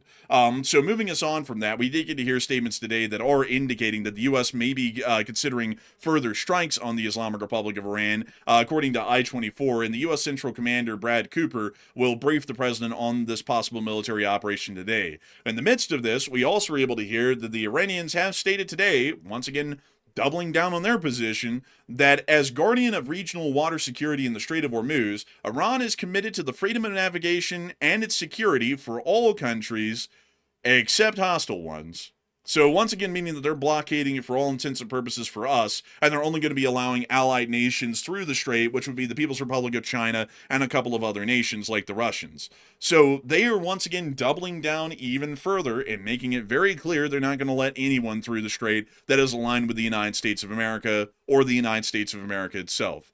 Right now, a lot of people are talking about what's going on with that air defense fire over southern Tehran with this information in mind, that the U.S. is considering possible strikes on Iran to happen here very soon, and the Iranians are once again doubling down and saying they're not opening up the Strait hell or high water. And Matthew, what are people thinking about this right now, and what are you thinking about it as well? Okay, so the skies of Tehran and also a couple of other pretty large Iranian cities, they were lighting up tonight with anti-aircraft fire from the ground, from the IRGC. And it's believed to be that they were firing at reconnaissance drones, most likely of the Israeli Hermes variant, or possibly maybe of a United States Reaper drone possibly flying over. But here was also another addition that we haven't heard about before. Apparently, there were micro drones also included in this drone horde that went over the Tehran airspace. There was these very small, tiny, palm-sized UAVs that are generally hard to detect on radar, and they're made for close-range spying. They can go in closer to the ground, and they can literally look through windows and do things like that to try to see if a target's in a building. So not sure how those got there, to be perfectly honest, but they were apparently there, according to the reports, along with the full-size recon drones. So now that we saw this tonight, what is likely taking place? Is it preparations for attacks or something else? 67% said the U.S. and Israel is probably doing pre-attack recon before they restart strikes probably this weekend. 17% said Iran shot down their own drone, probably again out of panic. And 7% said it seems like something else. And I think it's very clearly the U.S. and Israel simply doing pre-attack recon. They're probably trying to get some last-minute intelligence on certain targets and certain details on the ground before they start launching brand new missile strikes into the area. It's a normal mode of operation that they would do this right before an attack. And this also is another indicator that things are about to go down. So the drones were there. Like, I know some people are going to say, well, do we have proof about the drones? They were there, so we can confirm that. We just don't know exactly who sent them. But I mean, it's pretty obvious. It's either Israel or the United States, one or the other. But Enforcer, what say you? I'd have to definitely be with a 67%. This is preliminary reconnaissance actions before strikes are to begin to be able to make sure that we know where the targets are and where to hit them. This may also be possibly a ruse, I would hope, to make the Iranians think that we're planning on strikes in southern Tehran, when in reality we might be preparing strikes elsewhere, or these drones are a red herring to be able to try and throw them off. Because this actually could fall within deception. Like, this is realistic deception to do something like that, because they may start moving these people around and going, oh, well, you know, the drones did show up in southern Tehran, so we need to move everybody who's hiding out there somewhere else in Tehran, maybe to the northern part of the city. And then once they move to the northern part of the city, the strikes commence, and we have more targets in a denser area within a specific part of the city, making the strikes a lot easier to conduct and finish. So that could be the chance, but regardless, this is certainly preliminary action, either to create a ruse for them to think we're going to strike southern Tehran, or we're legitimately preparing to strike southern Tehran, and we're trying to gather intelligence on who's there and who we're going to hit and who we're not. So that could also be a likelihood as well. Also, something else, by the way, you mentioned that briefing. That briefing took place this morning that you were talking about for the U.S. president presenting his strike options. It was, I believe it was General Kane was in there, and also it was Admiral Cooper was in there as well. But here's the catch. Here's a detail that's pretty interesting. The briefing only took 45 minutes. That's a pretty short briefing right there to be presenting allegedly a whole bunch of different military options. I would generally say, and this is a bit of a leap of faith, a bit of an assumption here, it sounds to me like they might have been just confirming a finalized version of a plan, because that's a very short briefing. If they were truly going over like several major options, it seems like that would have taken hours. Like, that would have generally taken hours. Like, if they were going over a possible, Hormuz invasion plan, also a uranium retrieval plan, and also, more airstrikes of planning and things like that. I mean, that takes a long time to explain all that stuff. And I'm sure there's people asking questions. So 45 minutes, that's pretty short. But what do you think about that?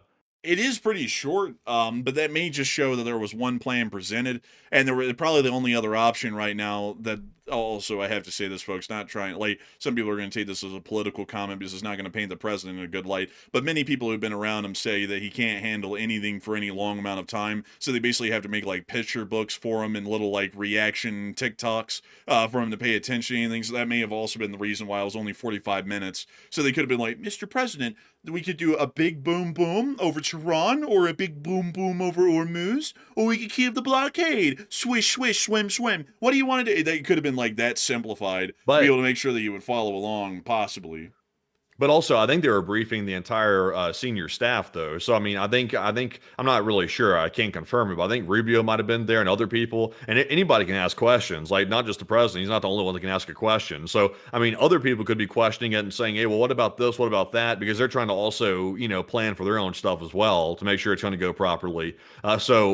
I mean, it could have been a lot of different things going on in there. We're just not really sure. But yeah, I would say, though, it sounds to me like they probably were simply finalizing a plan. That's what it sounds like to me, which also seems to lend to the idea that something's coming. I would say probably so, but, once again, a lot of people may have just realized, it's like, what's the point? He's just going to say whatever he wants. We kind of have to go along with it. So, that could be the case as well. You never know. But I would say that, I don't really know. It could have been that they were just confirming what they already kind of knew. Or they could have just been making it very simplified and short term and just going, here's like the broader strokes of it all. So that way we can see what you want to agree with, and then all of the rest of the details are handled by us, off on our own. That could have been the case as well. But we'll have to see. It depends. But we'll have to try and find out, folks, because we only get little fractals of information out of the White House every once in a while from some officials who leak info to the press, and so we'll have to see how that actually went, which will probably come out in about the next couple of weeks. So with that, it is time for us to move on out of Tehran. Actually, before we move on out of Tehran, we actually do have a couple of other important government statements to cover here as well. As we were able to hear that according to Mujtaba Khamenei today in a statement, he stated that Iran is to guard missiles and nuclear tech like its borders. So now they're making it clear that this is not going to be negotiable for the Islamic Republic of Iran to negotiate away missiles or nuclear tech, because they're now saying, at least from their figurehead, which is Mujtaba, that is as protected resource as their very own borders. So they're definitely not going to be talking on that one. We also were able to hear that Ghalibaf has apparently mocked the United States.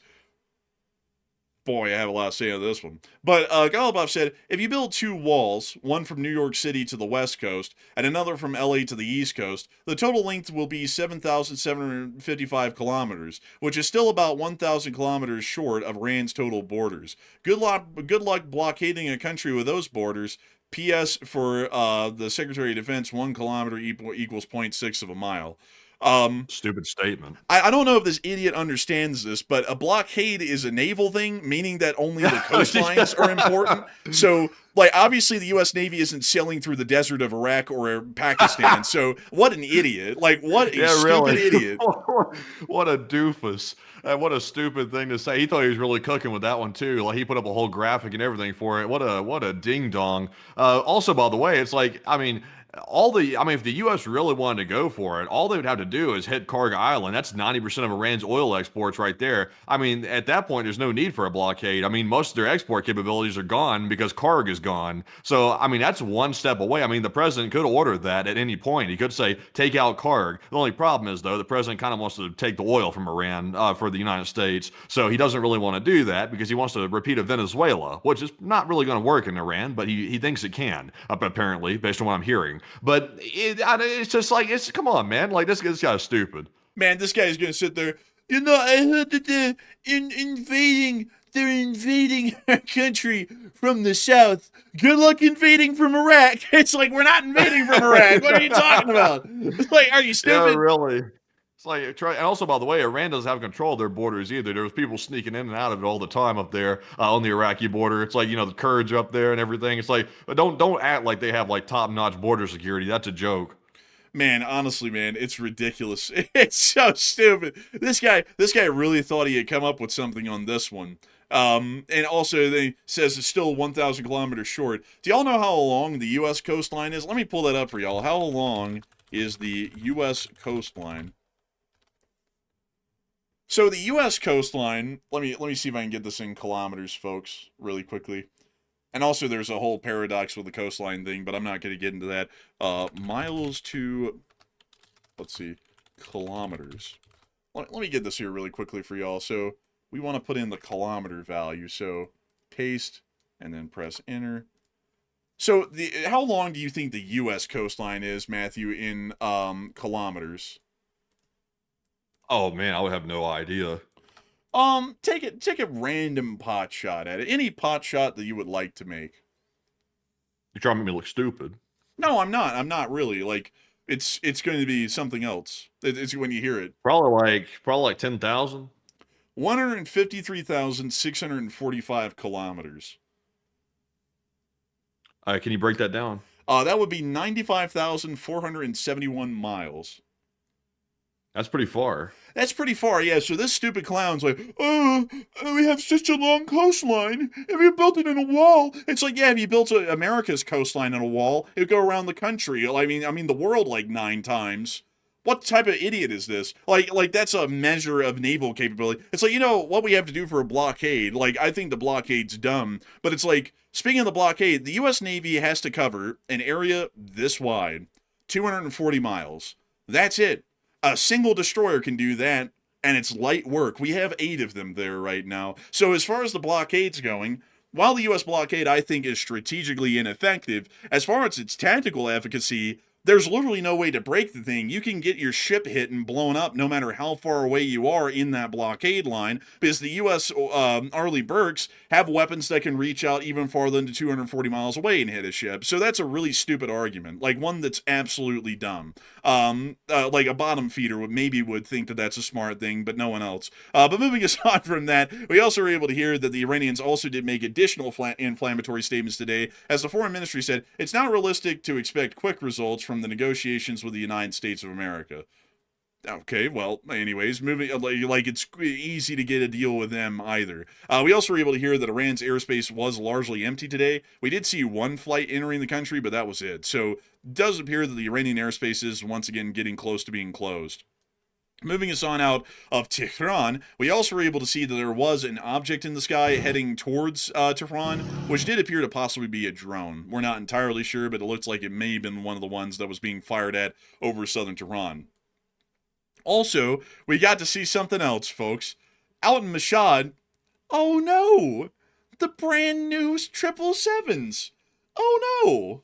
Oh no, I hate to see that from an aviation standpoint, but at the same time, though, I mean, wait a minute, this was Iran's?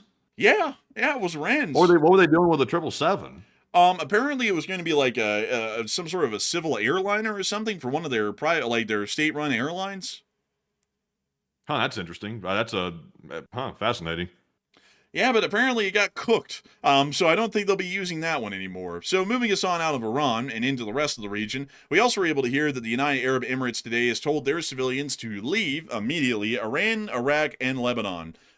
Those are barely no-brainers. I don't know why anyone would even want to be there. We also were able to hear that the United States Navy is still turning around ships to the blockade, as 44 Iranian-linked commercial vessels have been forced to reverse course or head back to the port, according to CENTCOM's area of responsibility. The Iranians also attacked the Kurds today within northern Iraq, landing a drone on one of their headquarters near Erbil.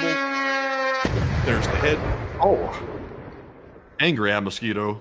Man, that thing was angry. It went, wah!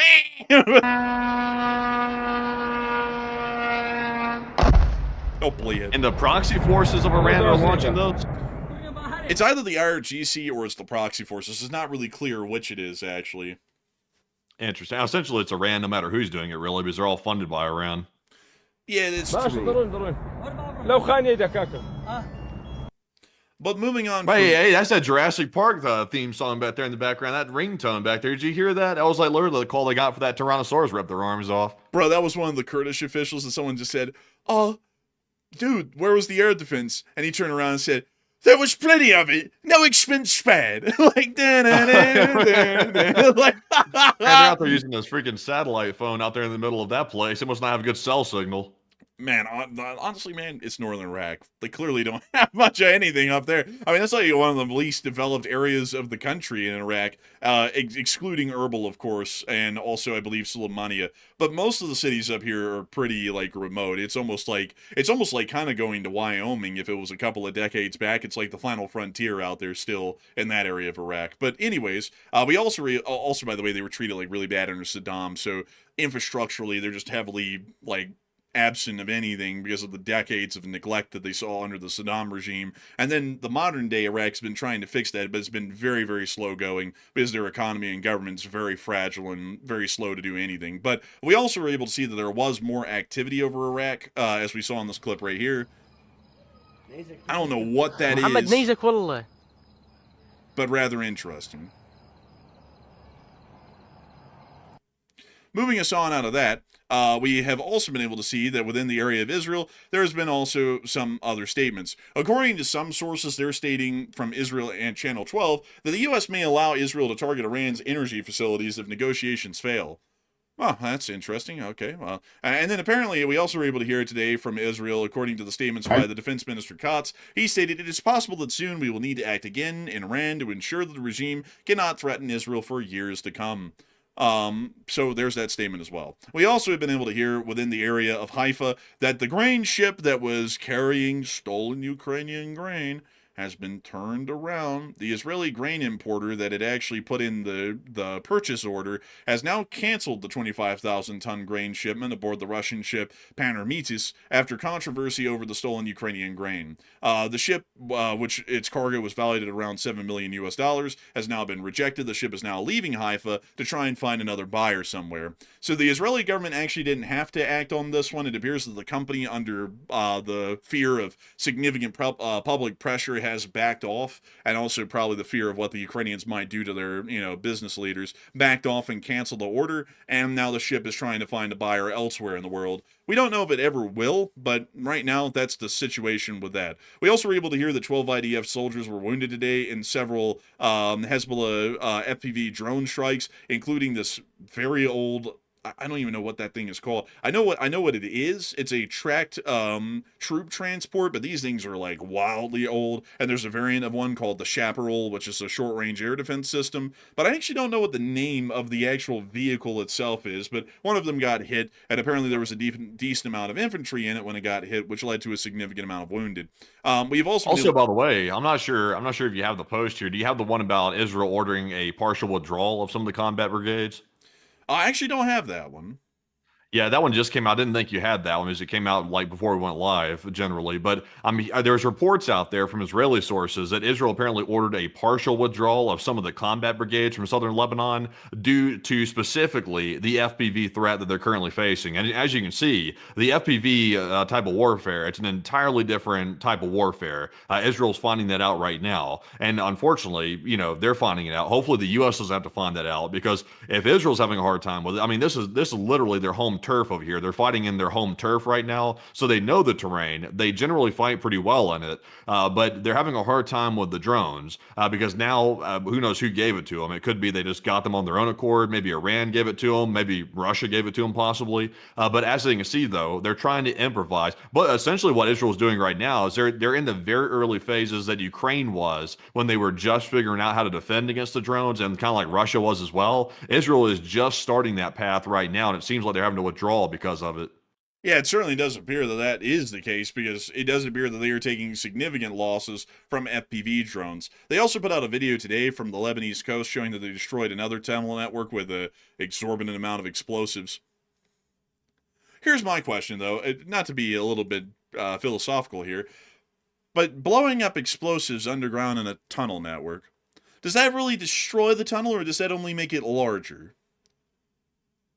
It probably collapses it. Yeah, it collapses it. I mean, obviously. But it's like, for a second there, you kind of think about it. It's like, if the ground's sturdy enough and those explosions go off, couldn't that just expand the size of the tunnel underground within the areas of the epicenter of the explosion? It won't. It will collapse it almost always. But still, they did destroy another tunnel network. Now, moving us on out of the Middle East, we did get some developments today out of East Asia. For one, it does appear that the USS Higgins, which was a U.S. Arleigh guided missile destroyer, you can see it in a picture right here, actually was disabled by a significant fire that led to complete electrical failure and propulsion loss, leaving the destroyer unable to move. The incident apparently occurred within the Indo-Pacific region, and the exact location was not disclosed, and there were no casualties among the crew. Apparently, the fire ripped through the machinery spaces quickly enough that damage control teams were not able to get to it and stop it, meaning that pretty much most of the machinery space and also the engine room was most likely heavily damaged or destroyed in the fire, which is what led to the loss of the electrical and propulsion systems on the ship, which led it being adrift for a couple of days, apparently, before any sort of a recovery effort was able to be launched. A little bit interesting to hear, and hopefully we won't hear of other major instances like this happening, because the loss of a heart of the ship, which is the engine and also most of the main systems inside of the machinery spaces, is largely a death sentence for most ships in wartime, and certainly wouldn't be a good thing to see happen considering the perilous situation we find ourselves in strategically here in the modern day. Additionally, the United States is also continuing to move more assets from the 8th Army in South Korea under Indo-PACOM and towards the area of Israel, from what we have been able to to hear. Apparently 747 flights are the ones conducting these transfers, and they are taking a bit of a long flight, apparently, flying all the way to Anchorage, and then over to Europe, and then into the Middle East, and then they fly the final flight and stretch on into Israel to be able to drop off whatever equipment they're carrying. It's highly likely air defense, from what we know. We've also been able to see that there was a Japanese currency crash today, and Japan has confirmed that it has once again intervened in the currency market and is conducting a yen buying operation. Right now, the Japanese are dumping their US dollar reserves to be able to try and buy Japanese yen, because due to the worsening economic situation globally, the Japanese yen is crashing in exchange values and exchange rates, and it's going quite literally through the floor. So right now they're trying to turn that around, or at least slow it down as much as they can, the Japanese government at least, to see that this doesn't end up becoming a significant national disaster and economic crisis for the state of Japan. So moving us on out of our news inside of East Asia, it's now time for us to get to the United States of America. Moving us on into Nevada for a brief moment, we did get to see the United States has unveiled a new weapons system. The AGM-183 Arrow missile. It's apparently a hypersonic strike loadout. That's pretty neat, and it would be carried on board the B-1 Lancer as a standoff weapon. That's pretty cool. Hopefully it works well.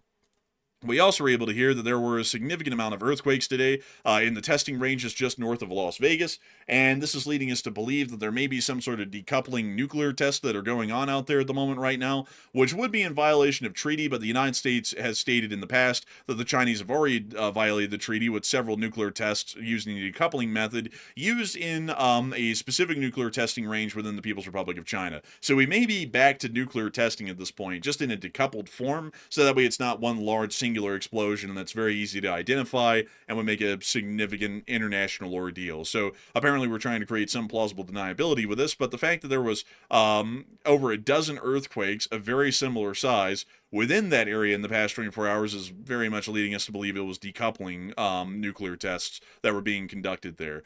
We've also been able to hear some pretty significant developments out of Washington, D.C.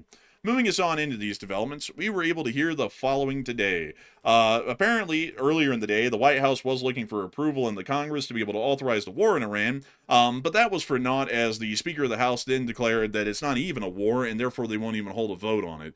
Meaning that Enforcer Matt's analysis on that yesterday was actually accurate, because he went with the data on analysis that they weren't going to hold a vote at all, and they didn't end up holding a vote at all to even approve the war. Thank you. Well, you're welcome. Moving us on from that, we also were able to hear that today the Congress has made a significant effort to stop the insider trading within their ranks. The U.S. Senate has voted unanimously to ban its members and staff from trading on prediction markets. No more poly market for them. Only the finest stock trading. Like, only the best trading in shorts and stocks. That's what we do here. That's what we do. We've also been able to hear that apparently the United States president did state today as well on the nuclear dust issue that we want to get the nuclear dust. It's way down there. You need excavators and everything to get it. They'll either give it to us or we'll take it. But outside of that, before we get on into the rest of our news, we also were able to hear that a lot of people are currently talking about the War Powers Act announcement that came out today, and whether that's applicable or not. And Matthew, what are people thinking about that? And what are you thinking about that as well? Okay, so I love this one right here. This is going to be an interesting debate because we actually have most of the answers to this, and that's a rare thing. It's very rare to have all the answers to something like this, but in this case, it's so blatant we have the answers. But right here, the poll says, U.S. officials claim that Iran hostilities have been terminated as of right now, and they're claiming that the War Powers Act is not applicable and the 60-day deadline doesn't apply because they've already ended hostilities. So what are your thoughts? 44% said, I disagree with the U.S. officials. The WPA is applicable, contrary to what they're saying. 25% said, I agree. The WPA is not applicable. And 20% said, I need more info on this first. So this one here, someone who thinks that they're very smart came up with this. Some attorney came up with this, and this is not the way this works whatsoever. They have it completely backwards about how the War Powers Act works. Here's what's supposed to happen, by the way. When the president commits armed forces without congressional consent, he must report that to Congress within 48 hours of deploying those troops. And it's mandated by the act that within 60 days, they must either terminate the hostilities or get the forces out of there. And they can also request up to a 30-day extension to withdraw the forces from the area of hostilities, unless Congress declares war. And that's the only circumstance that they can allow the troops to stay there, is if the Congress allows the war to continue, basically. So that's the way it's supposed to work. The U.S. is claiming, or U.S. officials are currently claiming, that the hostilities have ended. But that's not what the act says, though. That's not what it says whatsoever. What it says in the act is it says that the president must notify the Speaker of the House of Representatives and also the President pro temp of the Senate when U.S. armed forces have been deployed into A, hostilities or into situations where imminent involvement in hostilities is clearly indicated by the circumstances. Obviously, the circumstances are imminently hostile, I would say the least. Iran's on the verge of attacking our forces yet again. That's imminent hostilities, by the way. Also, the U.S. is conducting an active war on Iran by blockading the Strait of Hormuz. So we're in a war. I mean, it's a war by definition what we're in right now. So clearly, the War Powers Act is applicable here, which means tomorrow is the deadline. The president has to get an authorization from Congress, or this situation is no longer legal at that point. That's what that means. Basically, what the U.S. did today is they gave a big middle finger to Congress and said, basically, we'll do whatever the hell we want, and you'll shut the hell up about it. That's basically what they did with this. This is a big test for Congress. Congress will either put their foot down and say, no, you'll get permission from us, or it's going to come to a stop. It's going to work like that. That's the way the checks and balances work. Or Congress will say, you know what? We're okay with abdicating our duty. We don't need to adhere to this. You do whatever you want, executive branch. We're no longer a three-branch of government system. We're a one-branch of government system, and the executive controls everything. So I'm with the 44%. I completely disagree, and they're bending the hell out of the WPA. But Enforcer, what say you? I would agree with the 44%. It's an absolute perversion of what the War Powers Act is supposed to be, as the Congress must make a vote according to the wordage of the law to be able to approve the war to continue or not. That's not to say that the war has to end, but it's to say that Congress has a duty to vote on whether it ends or not. That is their constitutional and legal responsibility as the law exists to the letter right now. So doing anything other than that is completely abdicating their duties as the Congress, and that also means that they are completely not enforcing the checks and balances. For people who say that this is bashing the president, you're quite stupid, because they could just vote to continue the war and they completely agree with the president, but nevertheless they have to vote. Well, the president doesn't have absolute authority in this country. He's not an elected dictator. And if he was, then we're in a lot of shit. And that's definitely not the United States of America. And that also means that he is technically outside of the confines of the U.S.'s laws if he becomes somehow a dictator of the United States, or he is one right now that cannot be questioned and cannot be dissented against. If the Congress wanted to vote to end the war, they have the vote to end the war. That is how the law is written. If they want to continue the war, they can vote to continue it, and then the president must execute the finality of the war, whatever that may be. But them not taking any actions is a complete and utter mistake at this point, and is only making it much more clear that at this point we run as a presidential republic and not a federal republic. Also, I see some people, because we've been being asked this for over a week now. There's people are saying, well, see, guys, they used the ceasefire, the Iran-U.S. ceasefire for 2 weeks. They used that to legally reset the deadline, the 60-day deadline in the War Powers Act. That's not the way that works. Like, the wording in the War Powers Act does not say that if you have a ceasefire, that ends the requirements. It doesn't say that. If the forces are still forward deployed in a foreign country and they're ready for combat and they're in a zone where hostilities are imminent, which they clearly are, they're right there in the Strait of Hormuz. If Iran wanted to, they could start lobbing missiles right now. That's imminent hostilities. That's literally the definition of it. They're there still. So it doesn't matter if there's a ceasefire or not. As long as those forces are forward deployed at this point, the clock doesn't stop. Like, it just simply doesn't.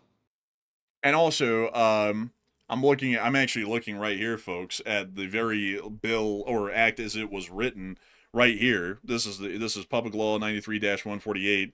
This is it right here. And if you read it, it clearly states To read it to y'all in plain language on air where you can see it, in the absence of a declaration of war, in any case in which the United States armed forces are introduced, into hostilities or into situations where imminent involvement in hostilities is clearly indicated by the circumstances. So it definitely meets Rule 1 right now of the reporting clause, meaning that we're still in the state of war where they are clearly indicated to be imminently involved in hostilities because there's still a significant armed force buildup in the area, and we just ended hostilities with them, and it may continue or resume at any point. 2, into the territories, airspace, or waters of a foreign nation while equipped for combat, except for deployments which relate solely to supply, replacement, repair, or training of such forces, which means that it does meet the criteria of Rule 2, because we've already been involved militarily with combat loadouts inside the territory, airspace, and waters of the Islamic Republic of Iran for some time, meaning that technically at this point the War Powers Act does meet Rule 1 and Rule 2, and 3, in numbers in which substantially enlarged United States Armed Forces equipped for combat already located in a foreign nation. It well and truly meets the criteria of number 3. So for the three major rules that it has to meet for the War Powers Act to be in effect and for the Congress to have to vote at the end of 60 days as to whether or not this continues, this meets all 3 of the criteria, all 3 of them, that U.S. forces are still involved in the conflict, and there is no such thing as a ceasefire pausing or stopping the timer or completely resetting it. Yeah, and also on top of that, by the way, here's what happens. If Congress follows through what they're currently planning on doing right now, which appears to be they're just going to let the executive do whatever the hell it wants, this law mandates that after the 60-day period's up, Congress has to act. Like, they have to act. It's not optional, and that's what the law was made for. So if Congress chooses to ignore this and not act, and people try to obstruct the act from being carried out, then what they're going to do is set a precedent. And any president in the future that tries to go through this exact same series of events right here and jumps into a war basically without congressional approval and starts it like this, there will be absolutely zero safeguards at that point, because the WPA will generally be null at that point because they've set a precedent that it doesn't even matter at that point. So the only thing left, if Congress abdicates their duty, senators could possibly sue in the courts to get an injunction from the courts to put a pause to this. They could try that, but there's going to be big legal challenges to that too. The main way to get a hold of the situation and check and balance the branches is for simply Congress to do their duty and simply carry out the law here. If they want to keep the war going and they want to do that, all they have to do is simply say, okay, we authorize an extension of the war. That's all they have to do, and then they'd be in adherence with the law, and everything's perfectly fine. But they don't even want to do that. I mean, apparently they're not even going to do that from the looks of it, which is disappointing as hell, because if we're not going to start abiding by the law anymore, it's like, what are we doing here? We're kind of just a free-for-all at this point. Also, by the way, I think a lot of people are saying, well, it's clearly a war. Well, the War Powers Act is called the War Powers Act, but once again, to go back up to the top, in the absence of a declaration of war, in any case in which the United States Armed Forces are introduced, into hostilities or situations where imminent involvement in hostilities is clearly indicated by the circumstances. So by that alone, it doesn't say, well, the president has to specifically call it a war. No. Any hostilities of any type where a bomb is dropped on anybody's head by the U.S. Armed Forces falls under the War Powers Act if it has not been run by Congress and there hasn't been an official declaration of war. That's what the War Powers Act is. That doesn't mean that the president gets to go around, and drop a bomb on Putin and then Xi and then Khamenei. And because, each one didn't last 60 days, it doesn't even fall within the parameters of the War Powers Act. At that point, every single one of those actions would fall under the War Powers Act for them to vote 60 days later whether military action should continue or whether they should cease and we should pack up and come home. Every single one of them would fall under that criteria. And also, someone just said, and this is a little bit silly. Someone said, well, this your interpretation is completely wrong. And I'm going to have to let Matthew, the political science major, take this one over, because the person who just said that, and I asked him to explain, they stated that it wasn't ratified by the states. That's why. Before Matthew even gets it's not a constitutional amendment. That's what an amendment to the Constitution would have to be ratified, but not an act in Congress. I mean, if they had to get everything ratified that was an act, we'd never get anything passed. Yeah, I was about to say that before you even got to it. That is for constitutional amendments. This isn't an amendment. This is an act, which is a completely different thing. This is an act of Congress. So there is no such thing as the 2/3 of the state have to ratify that. because that doesn't exist for any other law. Like, for example, all of the federal firearms regulations, none of those had to have 2/3 of the state approve. Obamacare didn't have to have 2/3 of the states approve because it's a federal act. It's not an amendment. Amendments require 2/3 of the state to approve. Well, actually, that's one of the ways that it can be approved. Either 2/3 of the Congress must approve, and then the president must sign off on it for it to be an amendment, or 2/3 of the state can ratify it as a law and then push it to become an amendment that way. Those are the two paths for something to become a constitutional amendment. But a federal act does not follow that same track work. Also, I see a lot of people saying this. I see a lot of people saying, well, guys, here's the problem in the first place. It gets down to real simple basics. The War Powers Act is simply not constitutional on its face. I mean, fair enough. There's people that legally debate that, whether or not it is constitutional, but that's an issue for the courts to decide, though. That's an issue for them, and so far they haven't had a case to deal with it. So if a president wants to challenge it, they got to challenge it in the courts, and they haven't done that so far. But here's the catch, though. Congress is given the sole responsibility in the Constitution to declare a war. They're the ones who control that. They also control the funding for war as well. So all the president can do is he can simply direct the forces, and under the War Powers Act, he is restricted about how he can use and deploy those forces because it's supposed to be a check and a balance here. That's why they have the WPA, because Congress is the only one that can declare a war. If the WPA was not in place, that means the president gets to declare a war, and that violates the law and that violates the Constitution. That's not the way it's supposed to work, and that's why the WPA is there in the first place. So if they start to nullify the WPA by setting a bad precedent, like they are about to do right now, they're basically letting the president declare war, and they're taking away the power from Congress right now. It'll be permanent, because, I mean, how often do you see a branch of government losing a power and then they get it back later? It doesn't happen like that. Once they lose it, it never comes back, and you start sliding off a slippery slope at that point, and we're really close to it, and it seems like some people don't understand that. So I've seen a specific person in the chat, which I have to address here, and I see some people trying to like gang up. Don't gang up. That doesn't really do anything productive. But I see someone saying that because of their, and I don't mean to say this in an attack, but I mean to say this in an honest way, because of their fictional understanding of the law, the IRS and everything else that the federal government does, literally everything that they do, is illegal because none of it was approved or consented to by 2/3 of the states. So let me take you to the original founding article of the United States of America. Well, not the original one, but the second one that was created at the Constitutional Convention of 1787 and has existed in its original form. It is one of the longest lived constitutions in the world at this moment, the U.S. Constitution. And let me bring you to Article 1, Section 8 of the Constitution, because this one lays out the exact duties of the Congress and what the Congress has the legal authority to do. The Congress shall have the power to lay and collect taxes, duties, imposts, and excises. So the IRS is a completely legal institution because the Congress formed the Internal Revenue Service as a federal government institution that would be operated by the executive, as that's how all federal agencies work, to collect the taxes that the Congress has ratified by congressional act. That is exactly how it works. So, saying like you're kind of working off of a fictional understanding of how the government operates.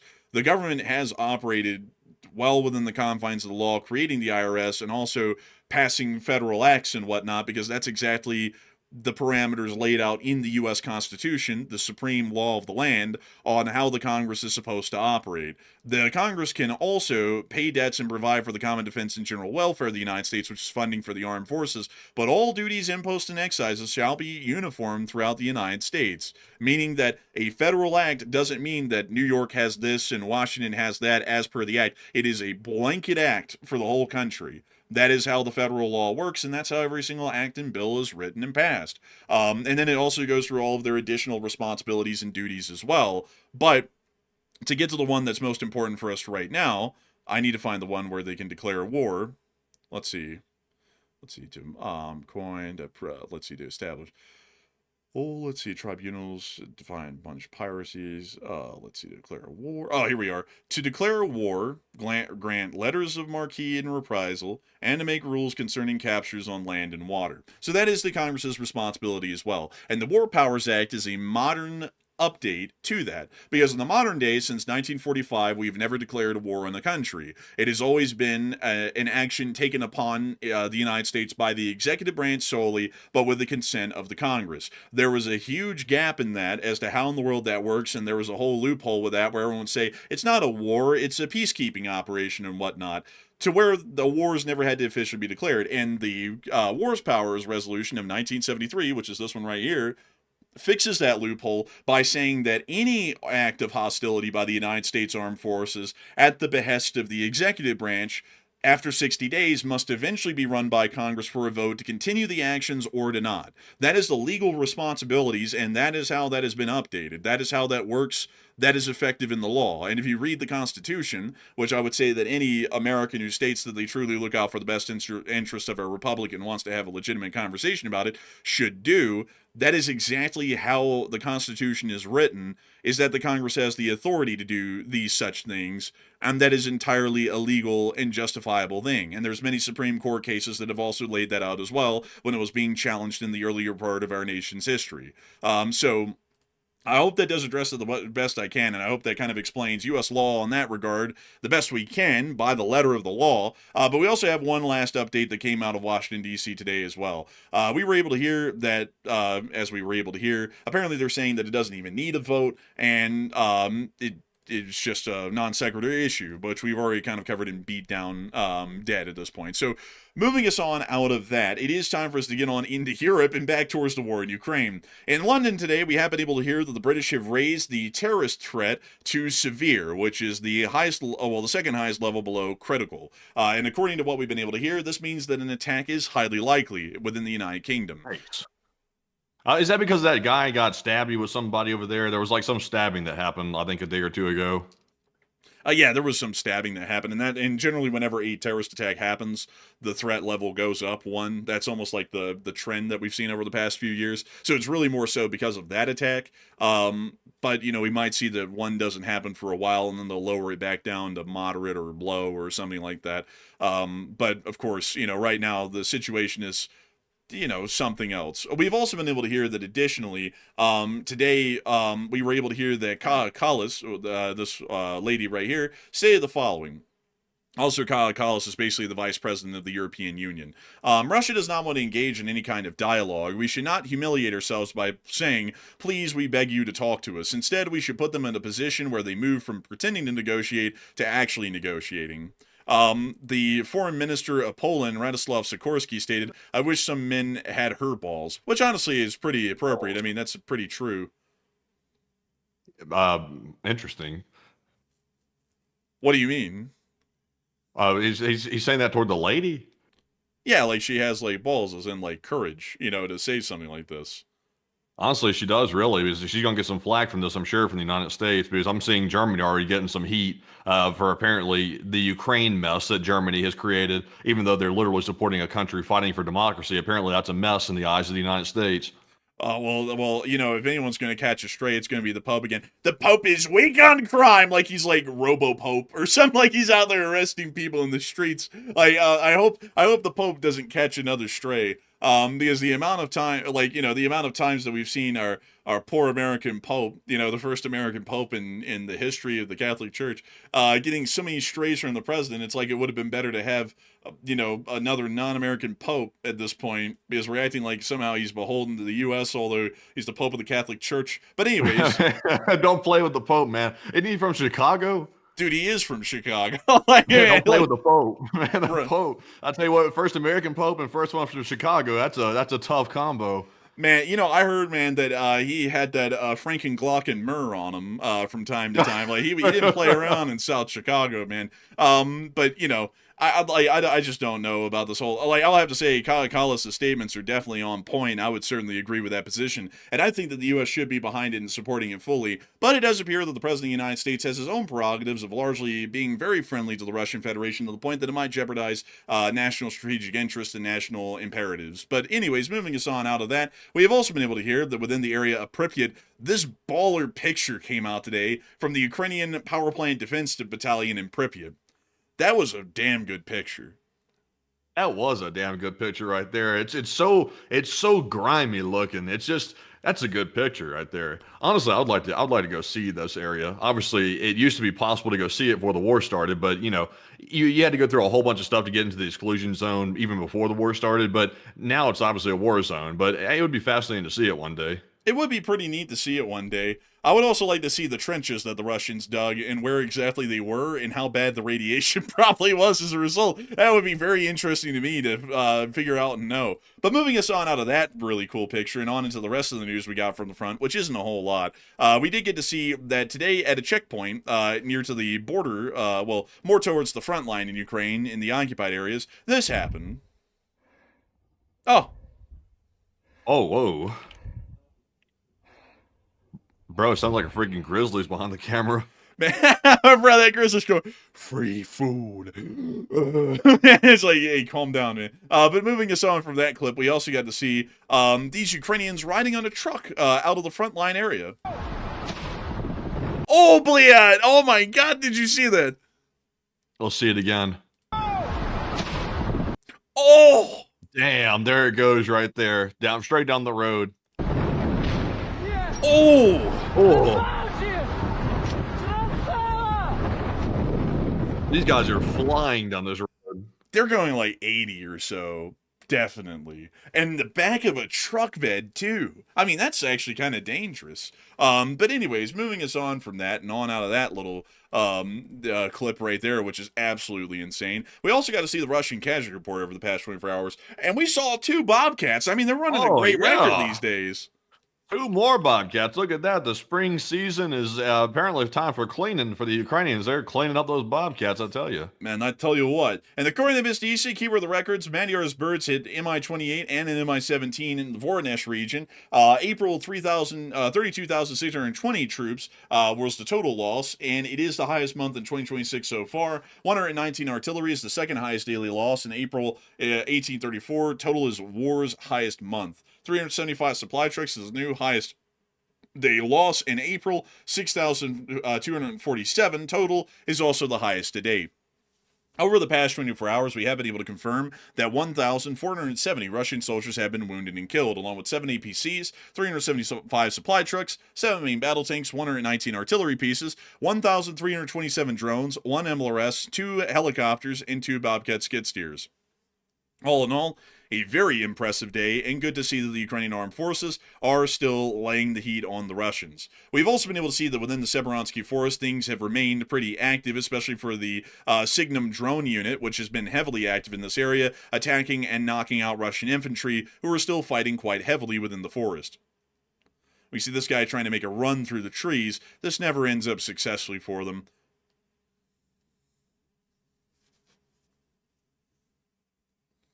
Bliat. Oh, Bliat, please don't do it. This guy's running around like some giant coat or a tarp or something, but didn't really do him too well. And we can see the next drone coming in to get the next Russian who was just standing on that tree. And we can also see this one knocking out some sort of an armored personnel carrier. We can also see them knocking out a communications relay. And also an unmanned ground vehicle. It's a big one. Yeah, it was like a beefy one. We also see him knocking out a Buhanka, another Russian infantryman who was trying to hide around a tree. See him trying to make a run for it. Guy ran like Shaggy from Scooby-Doo. And we also see them knocking out a couple of drones in the area as well. Like, Zoink Scoop, I think they're going to hit us. Run, Raggy, run! Oh, man. I tell you. But anyways, moving on from that, the Signum unit is doing great work. The Russians are trying to counter this, however, by dropping some Fab 3000s on the city of Lehman, which we saw in this clip right here. And there it is. Damn, the Russians did this? Yes. The Russians have been using some of the heavier ordnance these days to try and shake up the Ukrainians and uproot them from their positions, but from what we've seen, they haven't been able to use a lot of them ever since about the latter part of 2024, and their use has been largely ineffective in most places, except for Avdiivka, which is where they got most of their advances towards the Pokrovsk, was by using dozens of these almost every day to be able to try and uproot or completely destroy Ukrainian positions and push closer towards Pokrovsk. We also get to see, speaking of which, near the Pokrovsk front, that the Russians were also firing Grad MLRSs today onto the Ukrainian positions near the Pokrovsk front, once again in an attempt to be able to suppress them in advance. Doesn't really appear that this is successful. The Ukrainians are still holding their positions today and are still inflicting pretty decent losses on the Russians. So no matter the amount of grads, this just isn't ever going to turn out gradually for the Russians. We also were able to see that the Ukrainian 148th Artillery Brigade was also using its FPV drones to knock out a large amount of Russian forces near to the Pokrovsk front line itself. And we are also able to see them continuing to strike Russian positions within the tree line. We can also see these fellows right here. Generally fairly successful hits, and making sure to deter and stop the Russians from making any further advances into the city of Pokrovsk or the surrounding flanks in the farm fields nearby, which would allow for them to actually encircle the Ukrainian positions within that area. Down in Melitopol, significant strikes were also seen as well, and fire started to rage within central Melitopol, most likely on some form of critical electrical infrastructure. That is once again hopefully going to be knocking out some of Russia's operational capabilities within this area, and greatly slowing down their logistics and supply hubs, which maintain significant elements of the Russian army's combat regiments, which are currently fighting between Vasilivka and the city of Polohi, which is generally where the Melitopol supply node generally supports and supplies. So moving us on out of that bit of news, we have actually covered all of the news for the day. There is no speech from Zelensky, unfortunately, for today. We were on a bit of a roll there for a couple of days, but he hasn't put one out recently. And that means that we are going to be moving without further delay immediately into the question segment, where we get to talk to each and every single one of y'all. And hopefully, folks, it will be a blast. We can talk about literally anything and everything in the question segment, and we usually do. And of course, we can talk about anything except for religion, politics, climate change, or whether the A-10 is relevant in modern warfare or not. But, of course, it is time for us to get on into it. And Matthew, what do we got? All right, so jumping into our final question segment of the night, you might notice we are fresh out of polls. We got no more polls to address. It's over with. It's done with. But we are going to be moving straight into our super chat questions, our live chat questions, and any other news that comes out in the meantime. So with that, jumping straight back into our super chats, this one goes to Game Theory, who puts in a $50 support. And thank you very much, Game Theory, for that $50 support. He said, do you believe Social Security payments will be there for when you retire? And honestly, I think they will be there, but here's the catch though. The Social Security payments will be so minuscule at that point due to inflation that they might as well just keep the money at that point. What's the monthly Social Security payment going to buy at that point when you adjust for inflation? Like what, a gumball at that point? It's like it's not really going to be a pension or a safety net. It's going to be really just nothing at that point, at least in my opinion. So I don't think, I think it'll be there when we retire, but at that point, I don't think it'll be worth much of anything. But Enforcer, what say you? I would have to say it probably will be there because a lot of people always say that something of the government's is going to collapse. Like, I remember back when I was a kid, folks, and I know Matthew will remember this a lot too. The big talk when we were in elementary school by teachers was, y'all, the post office is going to collapse. It's going to cease to exist within just the next few years. It's completely useless now. And in 2026, the post office is still alive and well. I mean, if anything, it's probably doing a little bit better now than it was even back then, really. So, you know, a lot of people always say that a government institution is going to collapse because it's, you know, just hemorrhaging money or, you know, it doesn't make any sense, or like some people call the Social Security system a Ponzi scheme. But it's just not going to happen. There's always going to be money in the Social Security system for people to pull out to be able to get payments. But the thing is, though, is that they might eventually pass an act, and I think this is inevitable by the time we gather Social Security, to where there's only a certain amount of years that you can get Social Security once you activate it. Because the problem right now where people say that it's a bit of a scam, and this is the whole argument behind it, is that people are living a lot longer than they were expected to when Social Security was actually made. Because if I'm not mistaken, you can start to pull Social Security at around 65 years old, and then it basically lasts for the rest of your life. But when the Social Security Act was made, it was only expected that people were going to live till about 75, meaning that the last 10 years of their life, they would be getting Social Security payouts, and then they croak, and then they wouldn't get the Social Security payouts because they're dead. Now people are living on into their 80s easily, and so they're now withdrawing about twice the amount of Social Security that someone would have back in the past when the average life expectancy was a good bit shorter. So The problem with that is that they have to somehow adjust for that. They either have to raise the age in which you can start withdrawing Social Security to 75 or something, or they have to tell you that once it's activated, it can only last a decade and then you can't get any more from it. But also on top of that, I'd have to agree with Matthew. Inflation is going to ensure that at that point, if they don't make any adjustments to the payouts, that it's basically going to be worthless, the amount of money that you get per month. So it won't really Yeah. make much of a difference at that point. And what's the age you can draw on Social Security? Isn't it like, is it 65? Is that Yeah, the I age think now that you so. can draw on it? Yeah, 65. I mean, I'm 25 right now, so by the time I'm 65, I mean, we probably won't even have the same economic system by that time and point, because by the time I'm 65, it'll be the year 2065. By then, we'll probably have some form of universal basic income by then, because can you imagine at that point how far AI will have progressed? I would imagine most jobs will be obsolete at that point. So we probably won't be looking at the same governance system, or no, well, the same economic system, maybe the same governance system possibly, but not the same economic system, would be my guess. Yeah, I would have a feeling that that probably is going to be the case. But with that, I hope that has addressed that incredibly well. And a big thanks to you for the support and helping this channel to keep on running. And I see some people saying that you can actually start withdrawing Social Security as early as 62. That apparently the payouts are reduced. That would make a good bit of sense. I actually didn't know that, folks. I'm not that familiar with the intricacies of Social Security. I just know the broader strokes that existed when it was actually made. And the idea back then, because a lot of people also say that Social Security is stupid. And when you look at the original reason that was created, which is the reason it exists today, it was actually a pretty smart idea, because back then, when Social Security was made, it was made during FDR's New Deal era. And during that time, a lot of people were very old and had no way to support themselves at all. There was no safety nets during that point in U.S. history. Once you made it to where you were just too old to work, your family had to take care of you, and if your family didn't take care of you, you just basically lived on the streets as a hobo and eventually died. There was really not a lot to take care of people with. So the idea of Social Security was that we were going to take a little bit of their money and have it paid into Social Security through their entire lives, so that way when these people, become senior citizens, they will actually have something to live off of. So that way they have some sort of a security net, even at old age when they're no longer able to work because they're too old. That was the concept behind it. And it's a smart concept. I mean, it is a very smart concept when you look at it, because having a safety net, or a built-in safety net, at least in theory, back then, was a lot better than not having one, because they didn't have one and it sucked pretty badly.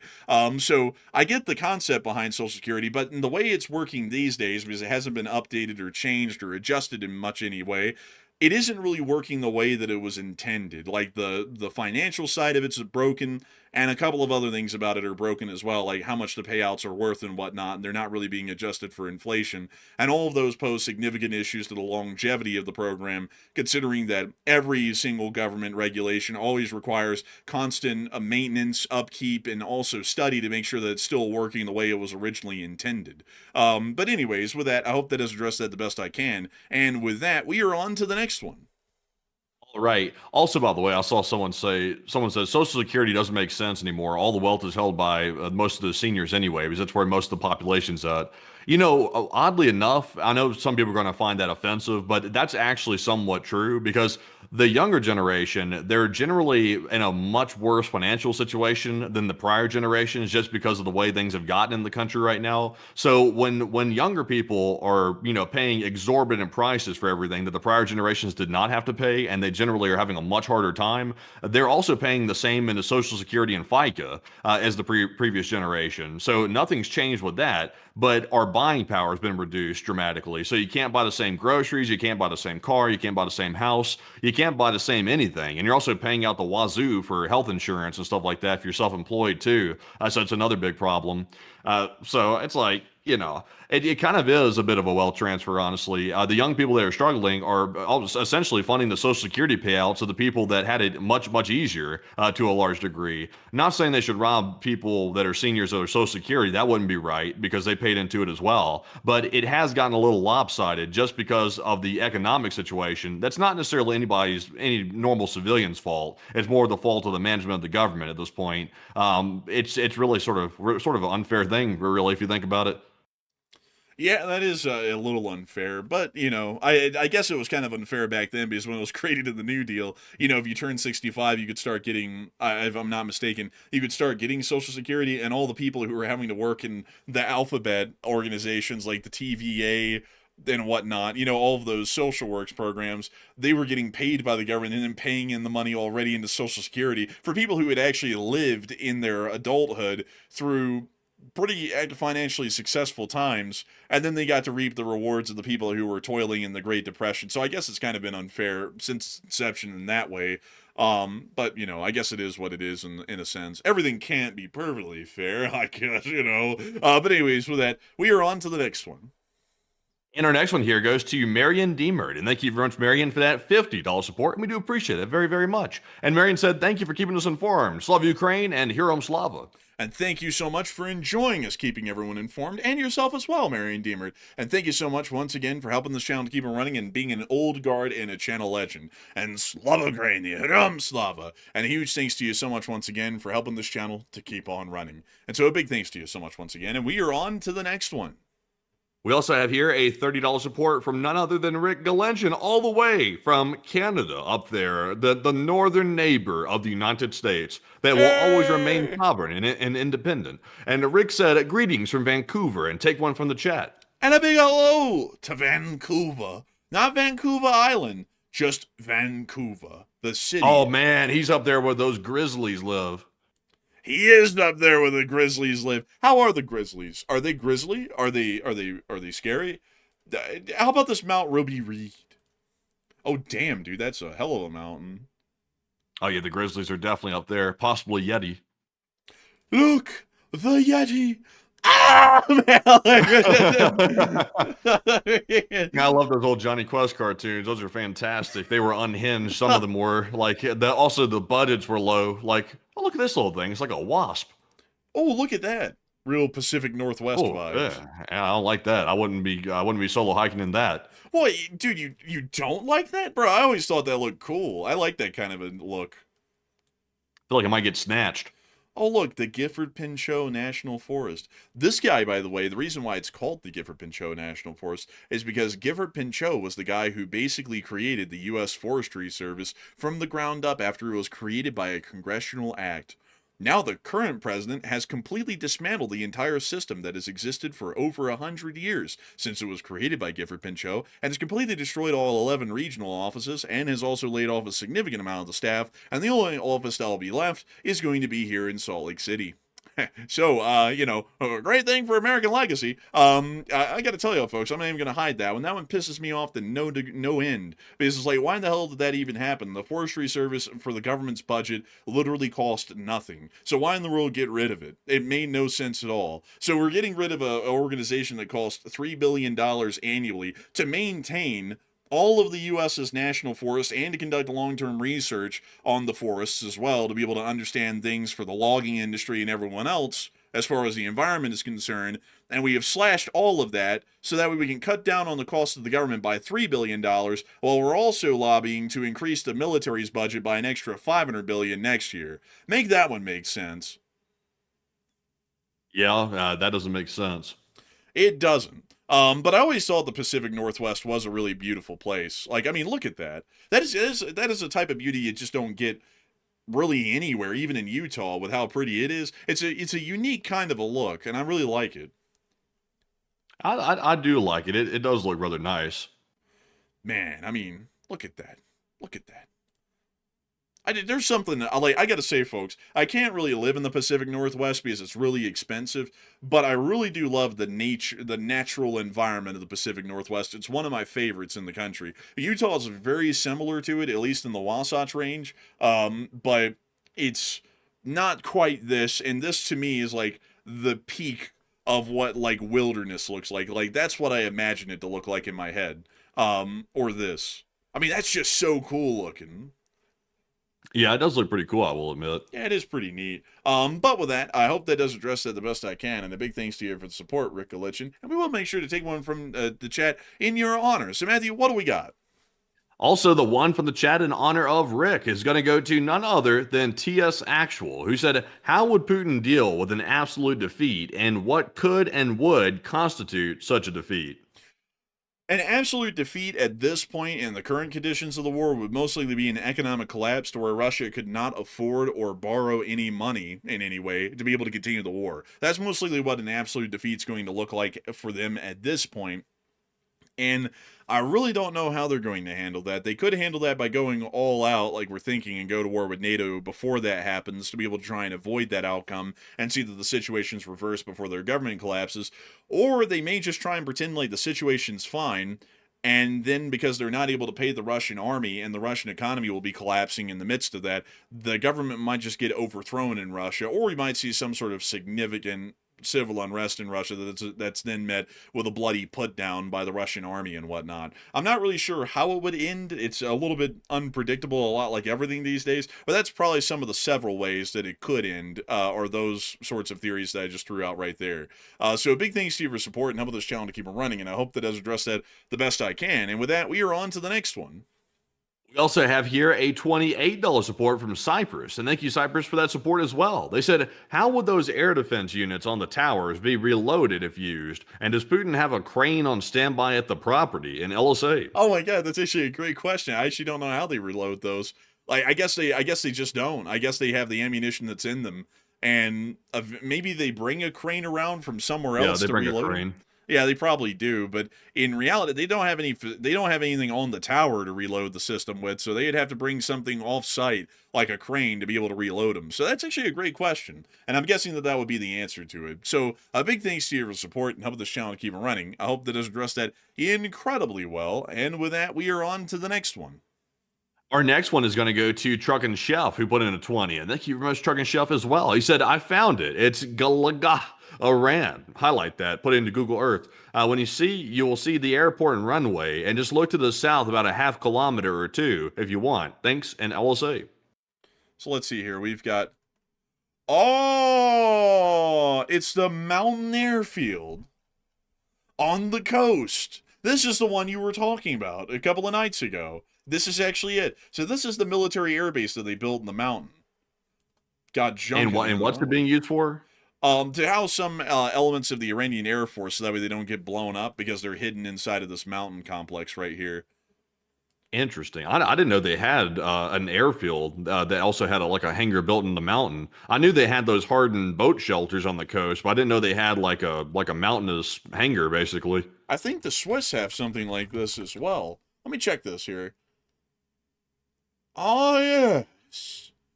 Oh, yes, it is this one. Let me go type this one in, because actually the Swiss have something similar to this. Marin, let's see, I spelled it wrong. Switzerland. All right, so here's this. Where's the airbase? Here it is. So the Swiss actually have a very similar setup here at Meiringen, because here's their military airbase here, but you'll notice there's no support facilities to speak of hardly out here. That's because if you go down this taxiway, all of them are inside of this mountain, actually. Interesting, but they're rich though. Like, I can understand how they did it, but Iran built it and they're poor. Iran built it because the government isn't poor. The people are poor, but the government isn't in Iran because they, rob everyone basically of their money to do this sort of stuff. But that's actually quite interesting. They have the same setup as the Swiss. So I guess it would be very tough to be able to attack the Air Force assets there at that airfield. But the one way you could beat that is that they're certainly not going to be flying all the time, and I'm sure there's going to be a moment in time to where they, aren't flying. So all you do, this will probably be the approach I would take, all you do is you keep a drone hovering over this airbase, just waiting for anything to happen. And once we start bombing Iran, they're going to roll their jets out of these caves. And as soon as they roll a jet out, hit them with a hellfire while they're getting prepped right here in the open. Or if they're taxiing to the runway, hit them near the runway. And there you have it. They're completely knocked out of operation. Yeah, maybe the defense official that's watching right now will take out their notepad and write down the coordinates to this, and maybe they'll remember that when the attacks start back up, and they can add this to the non-existent plan that I suspect is the case, or maybe they can draft one up real quick. Maybe they can get some help from AI. Also, I got another idea. Here's another good one. You could just crater the runway so that way they just can't take off anyways. So you don't even have to hit any of the aircraft. You don't even have to hit the entrances themselves or the aircraft when they're going out on the runway. Just crater the runway so that way they can't even use it at all. Then they might just use the dirt to take off then. Oh no, they can't do that. It would be sucking in sand into the intakes. It would clog up the engine. It would probably lead to engine explosions. It wouldn't be good. Like a jet engine would not survive taking off on the sand. Then I can promise you that wouldn't happen. And also the sand looks very uneven. I mean, look at the stuff. Well, couldn't they just like bring in like some earth moving equipment and pack down some like quick read or something like that, so sand, and put some like concrete on the top or something like that? They can, but it'd take a little bit of time for them to get the construction equipment there and the materials. And, and basically the airbase would be knocked out in that amount of time. And then if you want to do anything further, you could work from there. But cratering the runway would be a good first step to making sure that they can't take off to fly combat operations against us. And although it's not like it matters, I mean, they're flying like Vietnam era stuff. So what the hell are we even talking about? I mean, you could just shoot them down when they start flying. It's not like they'll ever see anything flying over Iran. Their radars have no range. They don't have any air-to-air missiles that can reach a U.S. aircraft, even if they see them on radar. So they're basically sitting ducks. But a big thanks to you for support and helping this channel keep running and pointing this out, because this is actually something I didn't know about, and this is news to me. But a huge thanks to you so much once again. And with that, we are on to the next one. We also have here a super chat from Gunfox, and thank you very much, Gunfox. He threw in 3 super chats, and he has some interesting facts to go over right here. And starting off with his first one, he said, the RMS Titanic sank in the North Atlantic Ocean on the 15th of April, 1912, the largest ocean liner in service at the time, and the Titanic was 4 days into the maiden voyage from Southampton, England to New York City, United States. And that is quite true, actually. The Titanic. A famous story of old. Look at it right there. Look at it. Quite a large. Let me see if I can show you all this, because a lot of people always think of the Titanic as this super ship. I want to show you all this, because this is something that a lot of people never really look at or see often. But this is the Titanic compared to the Oasis class that Royal Caribbean operates these days. That's the comparison in size. Man, it makes the Titanic look like a guppy. Man, it is Louis Guppy. Because Titanic was big for its day, but in the modern day, it would actually be considered to be a small ship amongst the larger ships. It'd actually be about as big as the average small cargo ship these days. A really crazy thing to think about, because people always think about like the great achievements from like 100 years ago, like the Titanic, but we've far surpassed that in shipbuilding capability, Real weird thing. Yeah, but the catch is this, though. I'm between these two ships right here. I'd much rather be on that Royal Caribbean because the Titanic sunk. Man, you right. Like, you valid, bro. Facts, You man. valid. Became a super submarine. The Titanic's still the biggest submarine that's ever existed. You ain't wrong. Well, I mean, it's not the biggest one. There was like the Andrea Doria, and then there was that MSC ship that ran up on the rocks, when the captain was trying to impress his mistress and everything, and then he never fully submerged. But some submarine, well, actually, yeah, I'm about to defeat my own argument there. I was about to be like, yeah, well, but yeah, I guess that is crazy though, man. When you're on the bow of the Oasis of the Seas, you would be on the top deck of the Titanic. Man, that big ship looks like about to devour that Titanic. It looks like it's hungry. Man, it's hungry for more. And this is also the Titanic compared to the biggest ship in the world now, which is the Star of the Seas. Kind of get, you know the similarities between the two ships, like when you're actually a passenger on both of them. What is the similarity, Matthew? There still ain't shit to do on either one of them. Damn, you ain't wrong. You just gotta wander around looking for something to do. Like, oh, look over there is like there's a little like swing set that I can swing on or something like that. Oh, look over there is a little like something I can look out the window and try to get seasick or something like that. I haven't been on a nice cruise, folks, so I don't really have like a positive view of cruises. If I went on one that was nice, I might change my mind. But my one cruise ship experience was no good, so I don't really have a good fond memory of it. The one cruise experience that both of us had was basically like riding in the back of a mobile home that's on the highway, and that was basically the experience in a short description, and it has completely destroyed our concept of cruising. We've never gone on another cruise since. I don't think I ever would want to go on one, because that experience was so bad that it's permanently been etched into our minds as a horrific thing to go on a cruise. But anyways, a big thanks to you for support, Gunfox, and I hope that does address that super chat well, and also bring up some interesting facts and info about the Titanic. But anyways, with that, let's get on to the next day in the history, Matthew. What else does Gunfox have to share? And the next one says San Francisco earthquake of 1989. A major earthquake that struck the San Francisco Bay Area, U.S. on October 17, 1989, caused 63 deaths, nearly 3,800 injuries, and an estimated $6 billion in property damage. It was a pretty bad one. I actually remember watching a documentary about how that earthquake taught us about building more earthquake-proof sort of structures for modern infrastructure and stuff, because these freeway collapses were pretty deadly for the larger part. And really, it's so wild to think that San Francisco has been hit by two major earthquakes, the one in 89 and the one in 06. Well, 1906, not 2006. But I mean, the damage was unreal. Extremely bad. At a very interesting point in U.S. history, especially in disaster management and also in earthquake construction methods after the fact, from what we learned from that earthquake. But a huge thanks to you so much once again for support and helping this channel to keep on running. And I hope that does address that incredibly well. Also, Matthew, speaking of which, did you know that they're trying to earthquake-proof that Mormon temple down in downtown Salt Lake, and that's why it's a construction site? Yeah, I did know that. They're doing a very elaborate construction project for that. Yeah, they're spending billions on it. I think they're spending like $4 billion or something, folks, to put this Mormon temple. I'm sure a lot of y'all will know it when you see it. It's this one. They have built, they've dug under it, and they're putting this giant platform under the temple that it's now going to sit on, and that giant platform is then suspended, no joke, folks, by like giant Looney Tunes springs, so that when an earthquake comes through, instead of the building just falling apart and collapsing, it's just kind of like bounce around on the springs, like it's on a spring bed, basically, and weather through any earthquake largely okay. Now, just from a financial standpoint, wouldn't it make more sense just to let the building collapse in an earthquake and rebuild it? Like, would it really cost that much to rebuild it versus, like, shoring it up against an earthquake? Well, yeah, that's true. But then again, you have to remember there's a religious aspect to this building. This is the Mormon temple. This is like their Mecca, or Jerusalem or whatnot. So that's why they're willing to go and do all of this instead of just letting it collapse and rebuild it. Basically like letting the West Wall, for the Jews get destroyed, or the, what is that thing, Matthew? It's the stone or whatnot in Mecca, let it get destroyed and then the rebuild it. Stone of Gibraltar. No, man, no, no, like, no, oh, no, yeah, oh, no. It's something, it's, the Wailing Wall is the Israeli thing, isn't it? Yeah, the West Wall, the Wailing Wall, all that. Yeah. Then you got the Rock of Mecca. I don't know what it's called.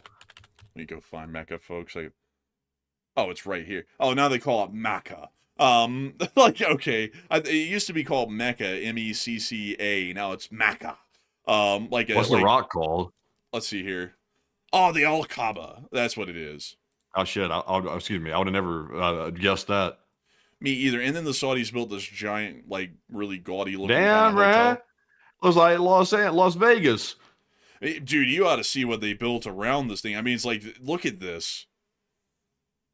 That is crazy, honestly. I'm not even really comprehending what I'm looking at here. Can I get like a 3D view? Oh, let me go see if I can get it on Google Earth, so that way I can. Let me see this right here. It looks like they built like a mini Las Vegas. Like this is really something. That interesting. You know, the pilgrimages here are so big that a lot of people get trampled to death in that place every year, like dozens. That sounds kind of rough. Yeah, it's not ideal. Not really the greatest. What the hell? That's not the city. Hold up. I'm trying to find it, folks. Damn! Why are they making it so hard on Google Earth? Let me just type it in. Hold up, folks. I need to go find it. Okay, here we go. I found it in 3D. And for some reason, the structures aren't 3D. But, oh well. We'll just have to work with that. I'll take whatever you got. This is the structure. Oh. Well, it's just kind of helpful a little bit. But... Wow, is that a highway running around it? Yeah, it's the first ring road. It's a highway. Oh, interesting. It's a highway around the thing, like a racetrack. But interesting. Is there like a picture from inside? Man, Matthew's thinking about setting a time around the first ring. Where I was thinking they might have a future in F1 here if they ever want to like consider like setting up a circuit around it. I'm not sure if that's something that is in the cards or not, but you know, it could be like a nice circuit. So what was your question there before we got onto that aside about the road? Can you click on the thing and see like from the inside, like from the ground, what it looks like?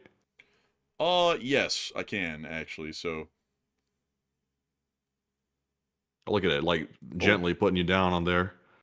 Look at there's that. there's Dang, that. that is honestly that's insane. Like I will say that's actually kind of somewhat impressive. Like they've really built like a whole thing around this. And like there's a whole load of stuff that goes in behind this. Like I've read about this place a pretty good bit. There's a load of security. There's a load of all of these like camps and everything. It's almost been like resortified basically because there's these huge camps that they've built around here. And what country is this in? This is in Saudi Arabia. Oh, Saudi Arabia. Oh, okay. That explains why they're building it so nice and they got the money.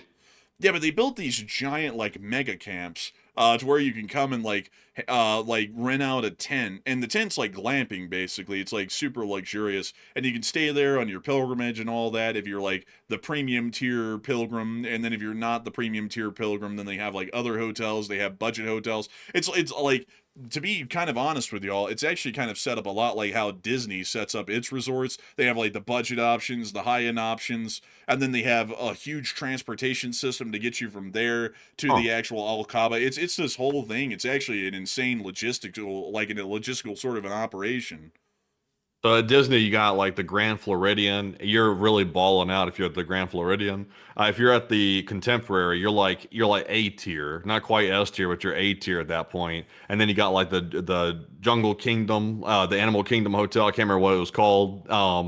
What's the equivalent of the Grand Floridian in here? They got it like available to look at. I think it is this thing. Like I think it is that thing. I don't know what the name of that hotel is. But it's a hotel, and they put a grand clock at the top. And it glows green because that's, one of the primary colors of Islam. Kind of like blue is for Christianity. So it's a really crazy sort of hotel. Let me go pull that up. Let's see. The Mecca Clock Hotel.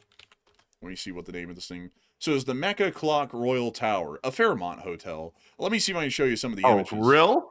Yeah, real. Like it is. Whoa, bro. I didn't know they'd do that in here. Like, it seems a little bit weird. It seems to go against the grain, but let's see. Damn. Okay. They've really got it going in here. Look at this. You're living high class in Mecca. Look at this. How much is it a night? I don't know. Let's go to their website and find out. Let's see. They're at 4.5 stars. 184. Wait a minute, what? Let's see. That's like the price of like a what do they call it? Not a Holiday Inn, but a Hampton Inn. It's kind of like the price of a Hampton Inn in some places around America.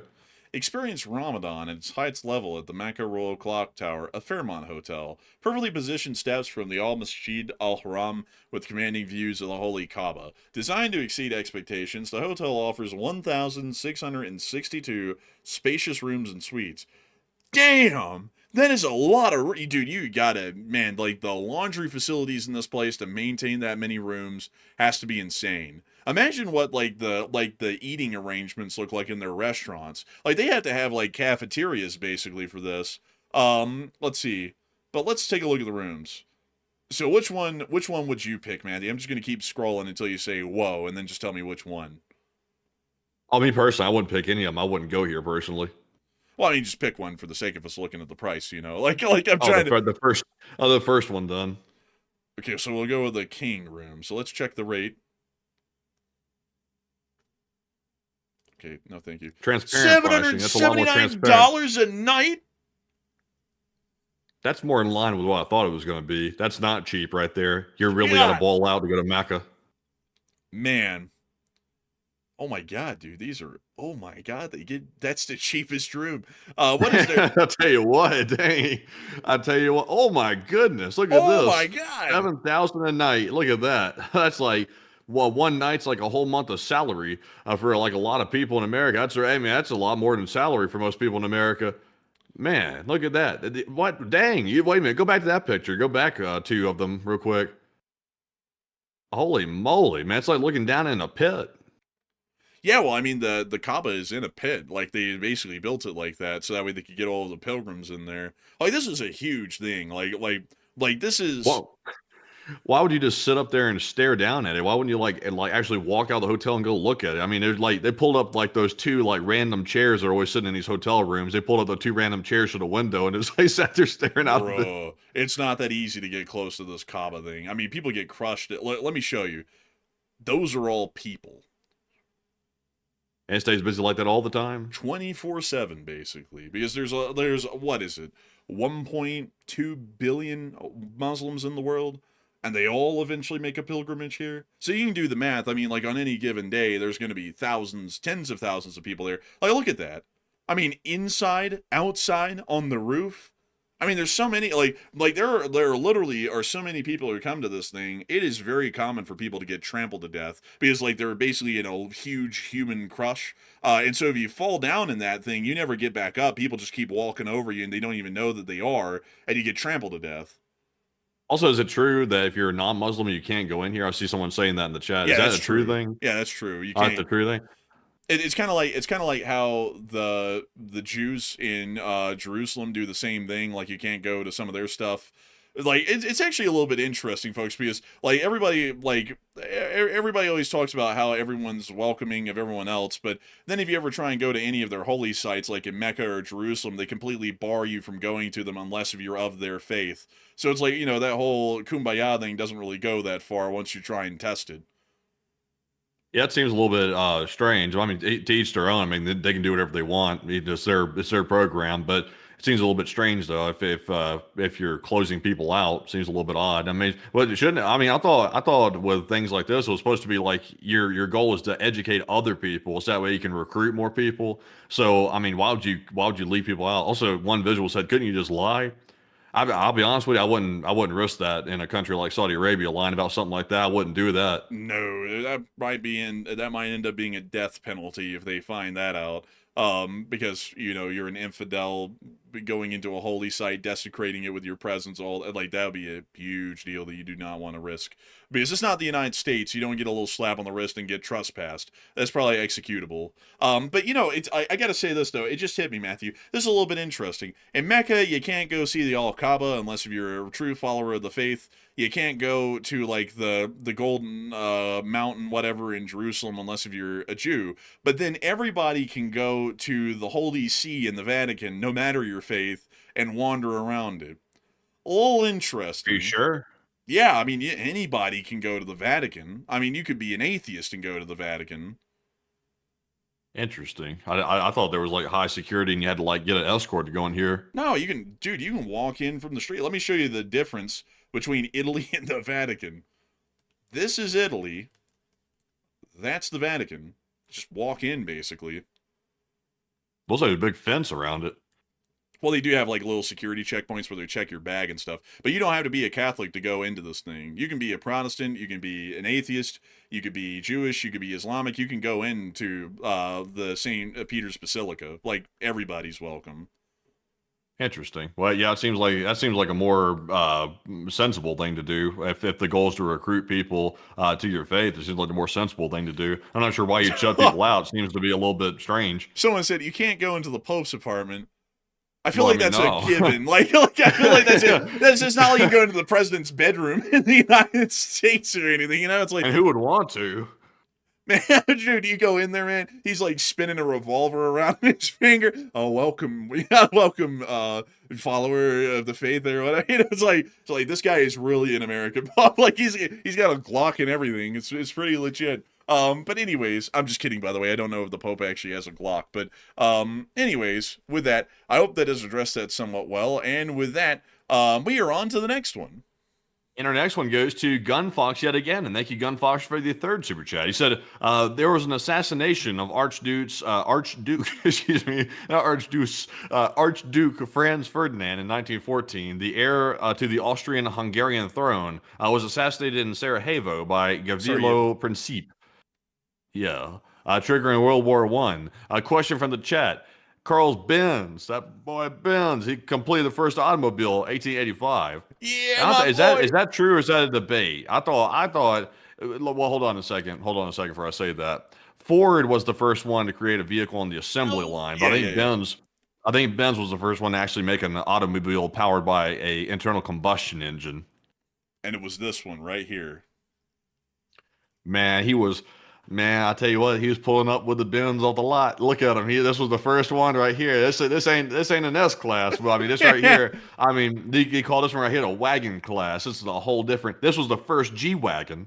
Man, he sat there, man. He got dissed on at like a dinner party or whatever, and he went home and he built this. He said, "Now I'm going to get all them women's."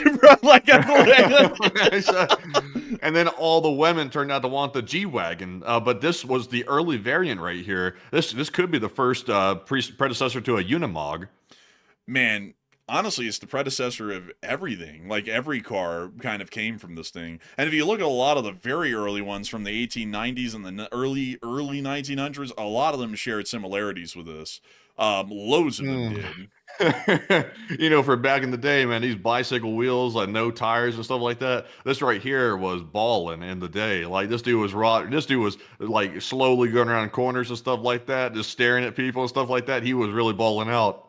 I bet you they sat there and said, "Dude, I bet you this idiot's going to pull up in the cheapest nag. Watch." And then they heard, they were like, "What the hell?" And then they see him whipping up around in this thing in the corner. They're like, "Oh my god." Dude, you know that had to have been mind-blowing to watch this guy drive up somewhere with this thing, considering that automobiles literally didn't exist before this thing. And what most people never knew, because they don't put this stuff in the history books, this is the stuff that they keep out of the history books, because there's some things that are just like, you know, you have to learn about outside the books, and this is one of them. If you lift up the seat on this Benz right here, they had woofers that would literally shake the ground underneath that seat right there. He was bumping the hardest trap beats you've ever heard when he was whipping around the city in this thing. Bro, you just hear that this is boom, like, it's Carl Benz, he's whipping up, like, oh my god, he's coming, man, dude, that's crazy. Like, you know what's even crazier about this though, man, is that you know where you had to go get the gas? You had to get it from the pharmacies, because pharmacies were the only stores that sold gasoline, because it was considered a medicinal product back then. Wow, that's crazy. So yeah, he was pulling up to the drugstore in his Benz. Bro, and considering that there were no laws in the drugstores back then, dude, you know he was going in fly. He said, "Give me a bag of Coke and some gas. I got places to be." It's like, oh, it's Carl Benz. He's coming up with the 6 shades and those stupid little aviator goggles. Oh my god! And honestly, he's playing that music, you know, like the old time rap, like sounds like, "I was pulling up in my Benz and going around the corner." It's like that's how it's he was playing that on the speakers. Man, no, man, you just hear him going down the street, and the distance you hear they go, "Acting crazy and silly. I don't even care no more. Hanging out, drinking liquor." Bro. Yeah, that's crazy. Oh my god, man. Honestly. Big thanks to your support, Gun Fox. Your historic rabbit holes that you let us get into are amazing, by the way. I thank you so much for it. And also, the whole assassination of Archduke Franz Ferdinand in Sarajevo, which made they said Sarajevo like it's a jalapeno. And I was like, no. I was like, no, it's Sarajevo with a Y. In Europe, the J's are always pronounced Y's. I don't know why that is. But anyways, I gotta say, a huge thanks to you for the support and helping this channel to keep running, and I hope that I addressed that incredibly well. And with that, we're on to the next one.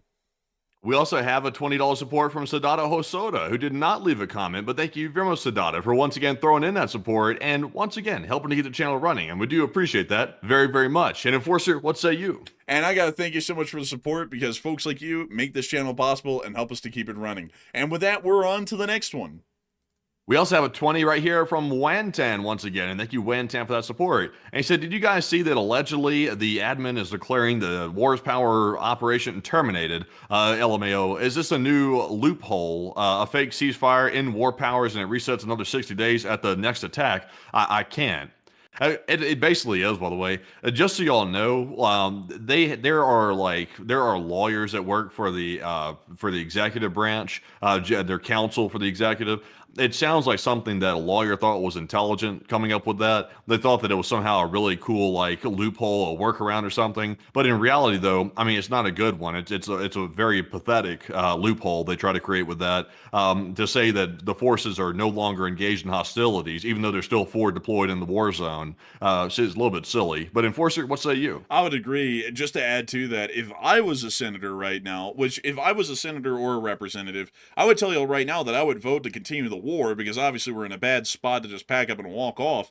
But I would be straight up with y'all. I would sue the office of the president for that interpretation and force that to be brought to a federal court so that way a vote can be had. Even if I vote yes, I don't care. The constitutionality of it has to be upheld and the law has to be upheld. There has to be a vote. Obviously, it would be a vote to continue the war, but the vote has to be held nonetheless. If it isn't held, then the Congress is completely abdicating its constitutional duties, and who knows what kind of slippery slope that could create. Well, we're basically in a presidential dictatorship at that point if we allow this to slide. But anyways, I hope that has addressed that the best I can, and a big thanks to you for support and help this channel to keep it running. And with that, we're on to the next one. We also have a $20 support from John Tango, and thank you, John, as well. He said, I saw the first show on either day one of war or day before, and you were pre-maps on your own. Never missed a show since, and thank you.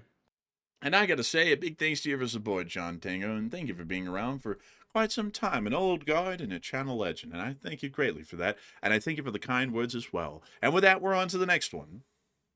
Also, let's see here. Diane Merriam said, Congress critters cannot sue the government. Supreme Court decided that. They don't have standing. Well, I mean, they can sue as private citizens. They could do that. So, I mean, they have standing as a U.S. citizen. Maybe they don't have standing as a congressperson. Although I would doubt that a little bit because that sounds like, I'm not saying it's false necessarily because I don't know for a fact without looking it up. But something about that sounds like it could be a little bit sketchy, possibly. Do you happen to know off the bat? Let's see here. I'm trying to see, if they can. Let's see. It looks like they can. It's just that they have to prove some form of standing to be able to move forward with the suit. But I mean, basically, everybody. I mean, being a U.S. citizen has to. I mean, that's the basic, most basic form of standing is just being a U.S. citizen. Yeah, you could also sue on the unconstitutionality of it because any sort of unconstitutional actions can always be brought to suit. So like there's a whole bunch of things that you could sue over because that would be like saying, oh, well, like a Congress member can't sue about the Civil Rights Act about, southern states discriminating against blacks when they go to vote because they don't have any stand. I mean, it's like, yeah, sure they have standing. It's like, it's like, of course they could sue. Anybody could sue. The private citizens that were discriminated against could sue. The Congress members could sue. Anybody could sue. I mean, that just comes with the rights of being a private citizen. So, I would generally have to say that might not be the case. But with that, we were on to the next one. And our next one here goes to B58 The World. And thank you very much for that support. They put in a 20. They said, love you guys, and I love the content. And if I don't hear about it from you, I don't know if I can trust it. And keep up the good work. And I thank you so much for the support and help this channel to keep on running. And thank you so much for the kind words. And with that, we're on to the next one. We also have a 20 from Truck and Chef who said, Enforcers, love y'all the best, but huge deal. The rates for cargo are not going up. The fuel is going up. And once again, private owner or whatnot, if the rates of cargo stay the same, all trucking companies will go bankrupt. And that is true. That's actually a lot of what happened to the railroading industry back in the 50s to the 70s. That's why a lot of them folded and were going through really tough times until the Staggers Act came along and generally repealed most of the government regulations and pretty much deregulated the entire industry there, which they might do similarly to the trucking industry. But knowing the government, they probably will do that when it's too late, unfortunately. But a big thanks to you for support and helping this channel to keep it running. And with that, we are on to the next one. We also have here a $20 support from none other than Crispy. And thank you very much, Crispy, for that $20 support. And we do appreciate that very, very much. And Enforcer, what say you? I would have to say a big thanks to you for support and helping this channel to keep it running, Crispy, because if it wasn't for folks like you, we wouldn't be able to make this channel possible, and we wouldn't be able to keep it running. And so with that, a big thanks to you so much once again for helping this channel to keep it running. And with that, we are on to the next one. We also have here, also, let's see. So Will Knight said in the live chat, he said after the 60-day period for the War Powers Act or the extension, and it expires without congressional vote, U.S. service members would be compelled by oath not to deploy further. Now that's not true. That's actually not the case. Service members can't unilaterally choose what they're going to do. They have to always abide by orders. So if they're ordered to stay there, they have to stay there. Even if the Congress hasn't authorized the war, they have to stay there until there's some type of action taken by another branch of government. Service members do not really have autonomy like that. I know people make it sound like they do, but it's very rigid in the military. And even though technically speaking, they are supposed to disobey illegal orders, that is a very, very rare thing for that to happen. And also, it shouldn't be taken lightly whatsoever, because once you give people leeway to independently interpret stuff like that, you could have like 10 different, commanders in the military saying, well, actually, this is legal. No, that's illegal. That's illegal. This is illegal. And then it starts getting into a crap show at that point. Me personally, I'm not a huge fan of the whole disobeying orders thing. If there's something blatantly wrong, like if there's an order given to go and hurt civilians or eliminate civilians, obviously I'd hope they would disobey that, because that's literally committing murder at that point. So hopefully they would disobey an order like that. But it can't just be a free for all at the same time.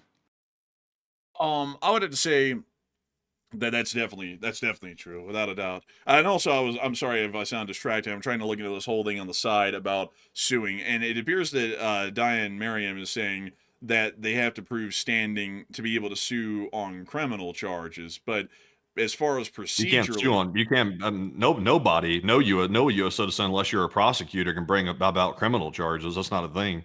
But it looks like I'm sorry, I might be misreading this, but it looks like you can't sue for anything other than something procedural, but you can't be going around trying to sue for like financial damages and whatnot on criminal allegations or civil allegations.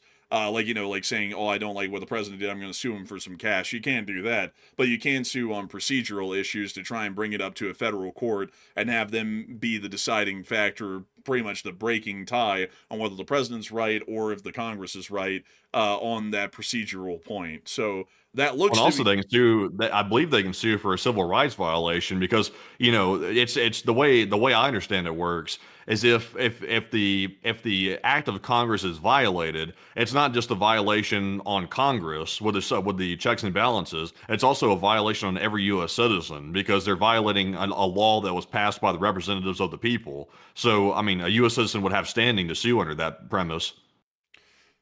Yeah, that's definitely true as well. But it appears that you certainly could try and sue to get a determining factor on what is procedurally correct or not at that point, because that generally is the court's role, is to say whether a action is constitutional or not, or falling within the parameters of already predefined law that has been deemed constitutional. So they could certainly sue on that. Because that'd be a pretty big loophole if they couldn't, because then the president could just say, like, for example, back in the day, oh, well, we've declared the Emancipation Proclamation, and we've also, made slavery illegal in this country, but I really don't care, and we're going to have a federal agency go around and continue to ensure that, African Americans remain enslaved in the South.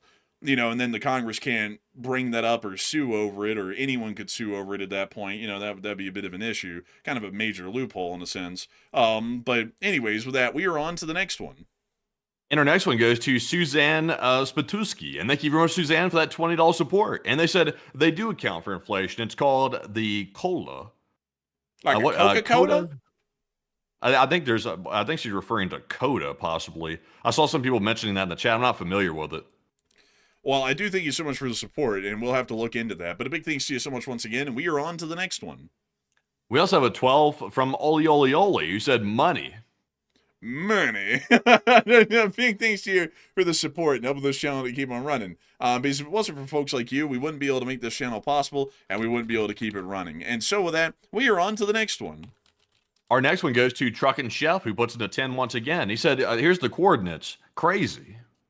And it is really crazy, honestly. And so a huge thanks to you so much once again. What are you doing, man? You sound like you're distracted as hell. Man, I'm still trying to. I'm digging. I'm digging. I'm still trying to find the answer to this thing. But beyond that, I do thank you so much for support, and also, man, that we did find that one, by the way. So I was like, that's pretty crazy, because we did find the place for that airfield already. But a huge thanks to you so much once again for support, Truck and Chef, and helping this channel to keep running. I hope that does address that incredibly well. And with that, we are on to the next one. Everybody's saying the COLA is cost of living. That's what they're saying right here.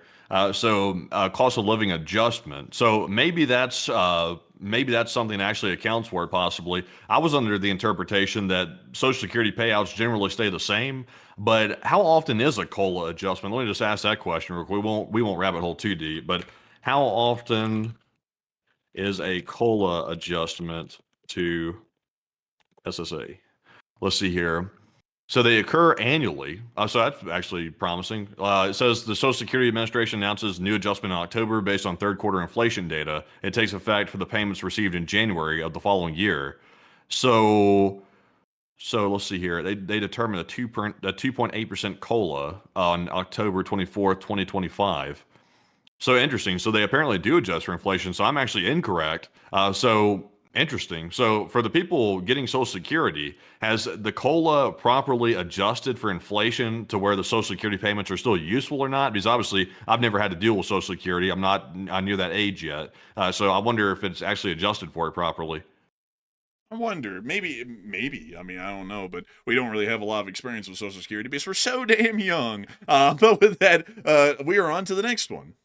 We also have a 10 from Live Animal, who said Putin isn't a serious leader. It seems this visit by his body double was a show that he's not worried and is in good health.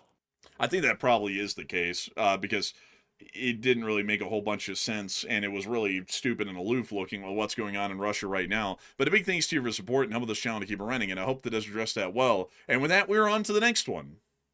Also, everybody's in vehement agreement that the COLA does not keep up with inflation. It looks like pretty much everybody's saying that. In fact, everybody is putting in all caps, no! So apparently COLA is not keeping up with it. So it might just be for looks. So my point might still stand, actually. But at least in appearances, they're trying to adjust for it. But it sounds like they might not be completely based on what people are saying. So I'll have to take y'all's word for it. One day I'll find out, and one day at 62, I'll probably be bitching. But anyway, so moving on to our next one here. This one goes to JMP Traveler, who puts in a 10. He said, guys, the oil isn't on fire. It's Putin pants because he's a liar, liar, liar. Keep up the good work. Hey, that's a good one, actually, JMP. And I got to thank you so much for the support and helping this channel to keep on running. And I thank you so much for the kind words as well. We thank you so much for enjoying our work, and we're going to try and keep it up the best we can. And so a big thanks to you so much once again for support. I hope that does address that incredibly well. And with that, we're on to the next one.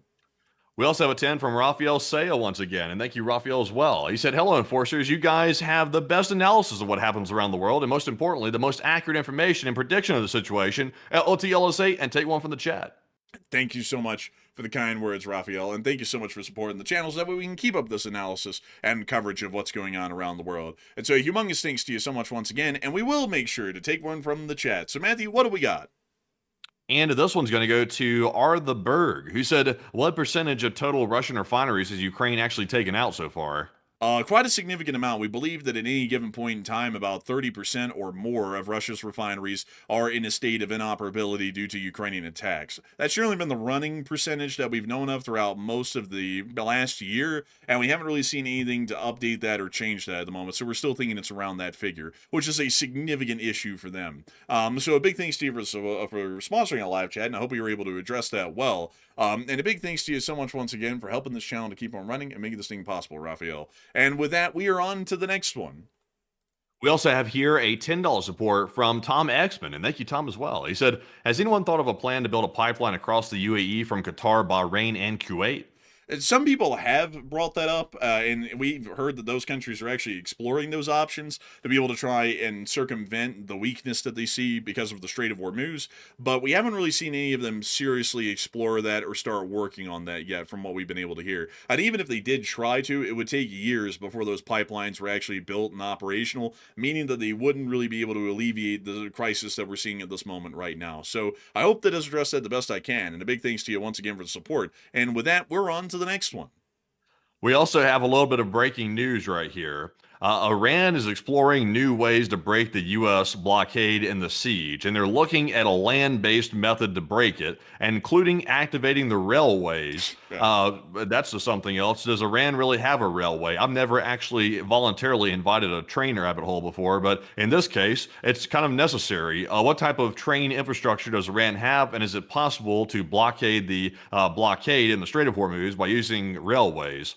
They do have railways, but they do not have a significant number of them. It's a fairly smaller system, at least in the amount of mile trackage for the density of their country. It's a very minimal system. They only have 8,000 miles of track. Compare that to a country similar to Iran in size. Let's see, countries close to Iran in size. And let's go with a more developed one, like, let's see here. Let's see here. Let's see here. Did I have to size of end? Let's see. Is there a way for the stuff to get straight to China? Because that would be where they're trying to get it. No, not at all, because they still are confined by their borders. They don't have a direct connection to China. Afghanistan sure as hell doesn't have any railways that would reach China. Pakistan and India wouldn't help them, and Turkmenistan pledges strict neutrality, so they probably wouldn't really help out the Iranians with that. And also the problem is that it looks like, well, Iran actually does have rail access to Turkmenistan, but I don't really think it's anything sizable enough to count. And I don't really think Turkmenistan would help them. And Azerbaijan might not help them at all either, because they're not a big fan of Russia these days. As you would know, we've been covering that a little bit. And so they really wouldn't want to help out the Iranians, because Iran is a Russian-aligned ally, and they're not really a big fan of them anymore. So not really going to help them out much. Yeah, and also it seems like trains would be an easy target for the military. Like if the military wanted to take that out, it seems like it wouldn't be that hard to do it. Mangle a piece of track here and there, and your railroad's finished at that point for the large degree. And also, it's like they really can't take it anywhere, like we just mentioned either. So that might be a bad alternative right there. That might prove why the railroads are probably not useful here. Let's see here. One second, I want to pull this up really quickly because, let's see here.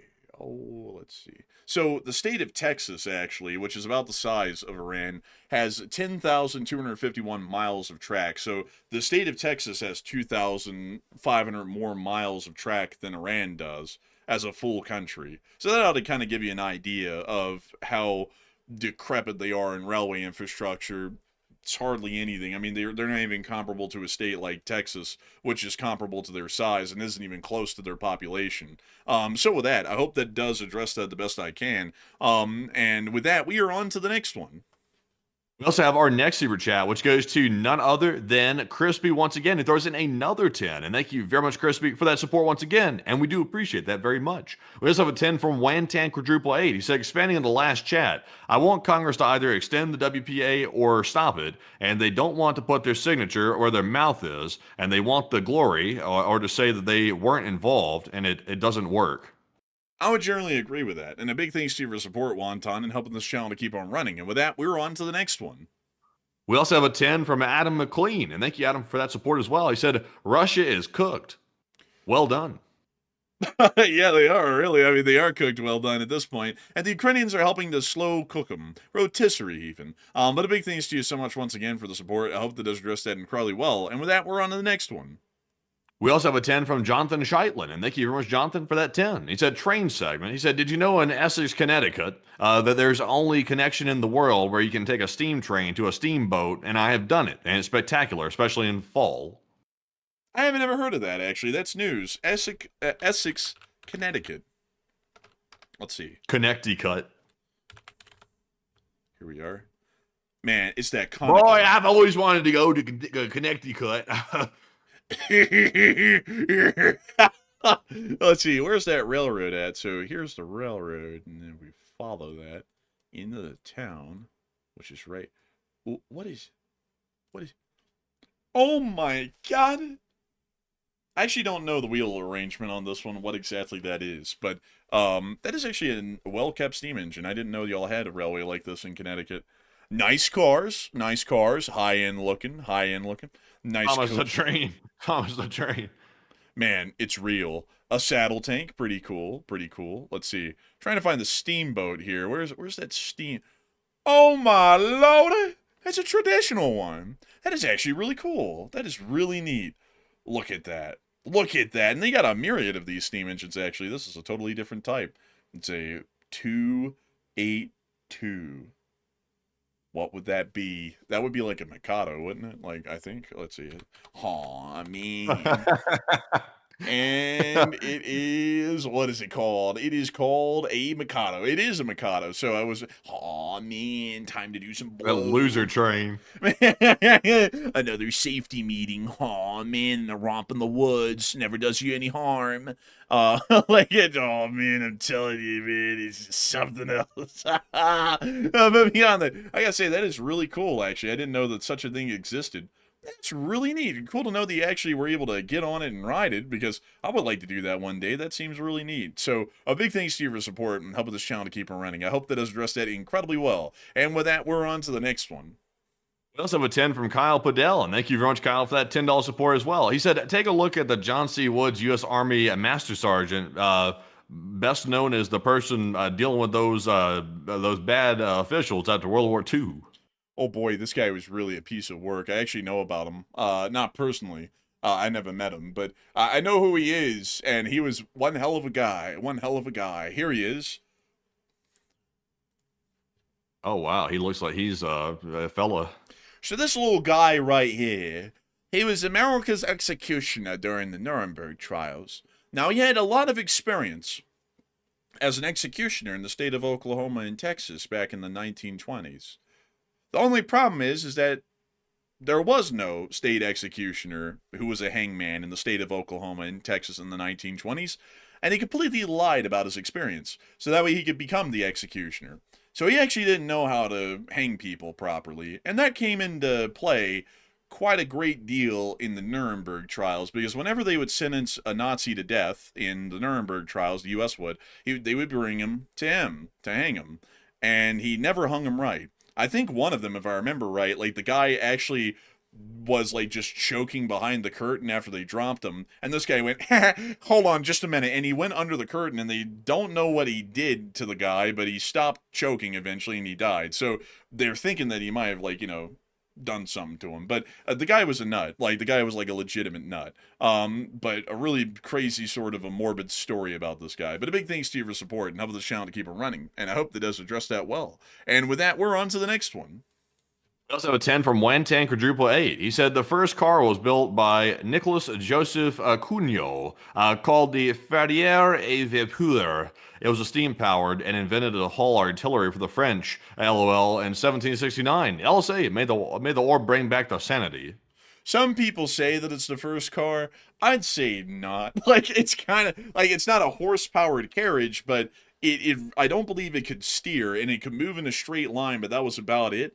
And it never really. Dragster. Man, like they were ripping out in the streets of Paris with this thing, man. They got to 0 to 2 on this thing, man. I tell you, it was something else. Let's see, what was the top speed on this thing? Anyways, let's see. Damn, this thing weighed 5,500 pounds. This thing was 2 tons. That is. Damn, that's like the weight of a huge SUV. Right, it's literally a spindly frame with a big boiler on it. Oh, that is so goofy. But beyond that, I do have to say, like, I wouldn't call it like, it's kind of like getting kind of towards being a car, but I wouldn't say it's like the first automobile sort of a thing where it was truly capable of everything a modern automobile would be able to, like maneuverability and whatnot. But a big thanks to you for support and helping this channel keep it running, and that is pretty true. Some people argue that. And with that, we are on to the next one. You know, next, a big shout out to Crispy yet again. He put in another $10 support, and a big shout to you, Crispy, for that support yet again, and being a longtime channel legend. We also have a 6 from I'm Dave Stevenson. He said, are our troops in the region? Yes. And a big thanks to you for support and helping this channel to keep on running. And with that, we're on to the next one. We also have a 5 from Game Theory, who said, oh, sadly, I can't read this one right here. I can't read this one. I can't read this one right here. Speaking of suing, we don't want to get sued, but thank you very much for that $5 support. We also have a 5 from Laser, who said, sending a hypersonic missile system to the Middle East made for good TV news, but will it have any real effect versus what's already been used? Generally not. And also Iran has no air defense, so why waste systems like that to break through an air defense that doesn't exist? So a big thanks to you for the support. I hope that does address that well. And with that, we're on to the next one. This one goes to Justin, who puts in a 5. He said, will we get the War Powers Act? Oh, we already have it. Yeah, so we do. And a big thanks to you once again. Yes, we do. Are you on your phone? No, I'm not on my phone. I'm doing business. But anyway, so that we're on to the next one. It's your turn to speak. Would you be quiet over there? You sound like you're crazy. Can I go ahead? Yes, you do. That guy was crazy, man. That guy was crazy as hell. Also, if y'all don't know who I'm talking about, by the way, it was like a city councilman, like somewhere out. What was it, Detroit or Flint, Chicago or Michigan, I something? think. Yeah, it might have been Michigan, possibly. Isn't that where they had that water problem? Yeah. Huh, interesting. Same place. Maybe there may have chaos going on there, apparently. But yeah, that dude was always screaming and yelling in the mic and acting like a lunatic. I think the dude passed away a while back. But anyways, though, moving on to our next one, though. It is this guy. He is from Flint, Michigan. I'm here to set the record straight. Can I go ahead then? Well, go ahead then. Set your tail down, girl. Girl, I ain't got no tail. This dude was hilarious. I'm not sure how they got anything done in there, but he was funny at least. I think he was on the wrong. Is that AI? I don't know if that is AI or not. That looks kind of real.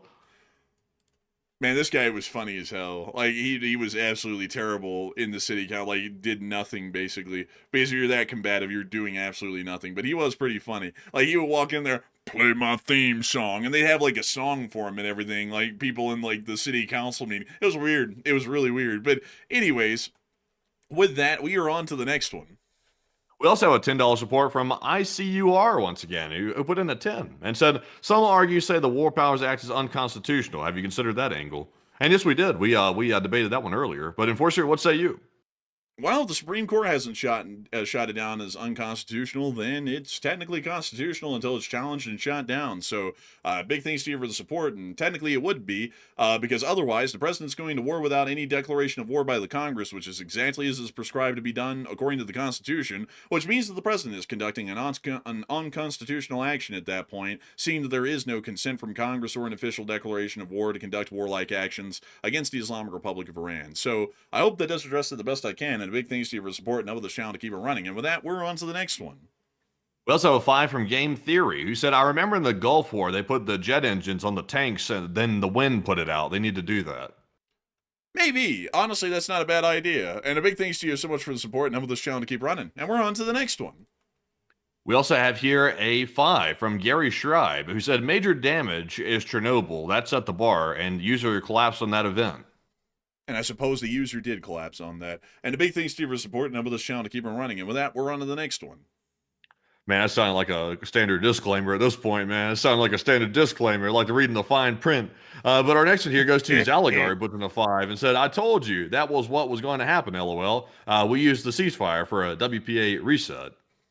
Yeah, but is it lawful? I would argue definitely not, at least in my opinion. But a big thanks to you once again. And with that, we're on to the next one. We also have a 5 from One Slog, who said, I might not need high octane in your vehicle because of the altitude. Hence, Utah regular 85 was not the normal 86 and 87 octane. Oh, maybe. That's a good point. And a big thanks to you so much once again. I hope that has addressed that well. And we're on to the next one. We also have a 5 from Bobo Vasquez, and thank you very much, Bobo, for that $5 support as well, and we do appreciate that. We also have a 5 from the Aerodynamic Arts, who said, do you see Russia attempting to invade NATO allies in the near foreseeable future? I would say yes. And so big thanks to you so much once again. I hope that does address that well, and we are on to the next one. We also have here a 5 from Dr. Pickle, who said, what is the likelihood that oil markets are being manipulated? And could you guys explain the difference between spot price and physical price and futures? Unfortunately, I think that'd be a little bit above our pay grade at the moment, and I think that might be a little bit too in-depth because we're unfortunately running overtime right now. But I do thank you so much for the support and help with this channel to keep it running, and I hope that does address that well. And someone just said, we don't need any war resolution, waste of time, quit whining like a sissy. All right, so when the government comes and arrests you and then has you put in prison for life or worse, without any due process, we'll just tell you to quit being a bitch and just take it like a man. There you go. There you go, you little redneck. Ooh, look at you. You're so smart. But anyways, we're on to the next one. We also have a 5 from Andrew Honeycutt, who said, what is the primary obligation for a legitimate government in regards to the citizens of said government? Is it profit or prosperity? LSA all the way.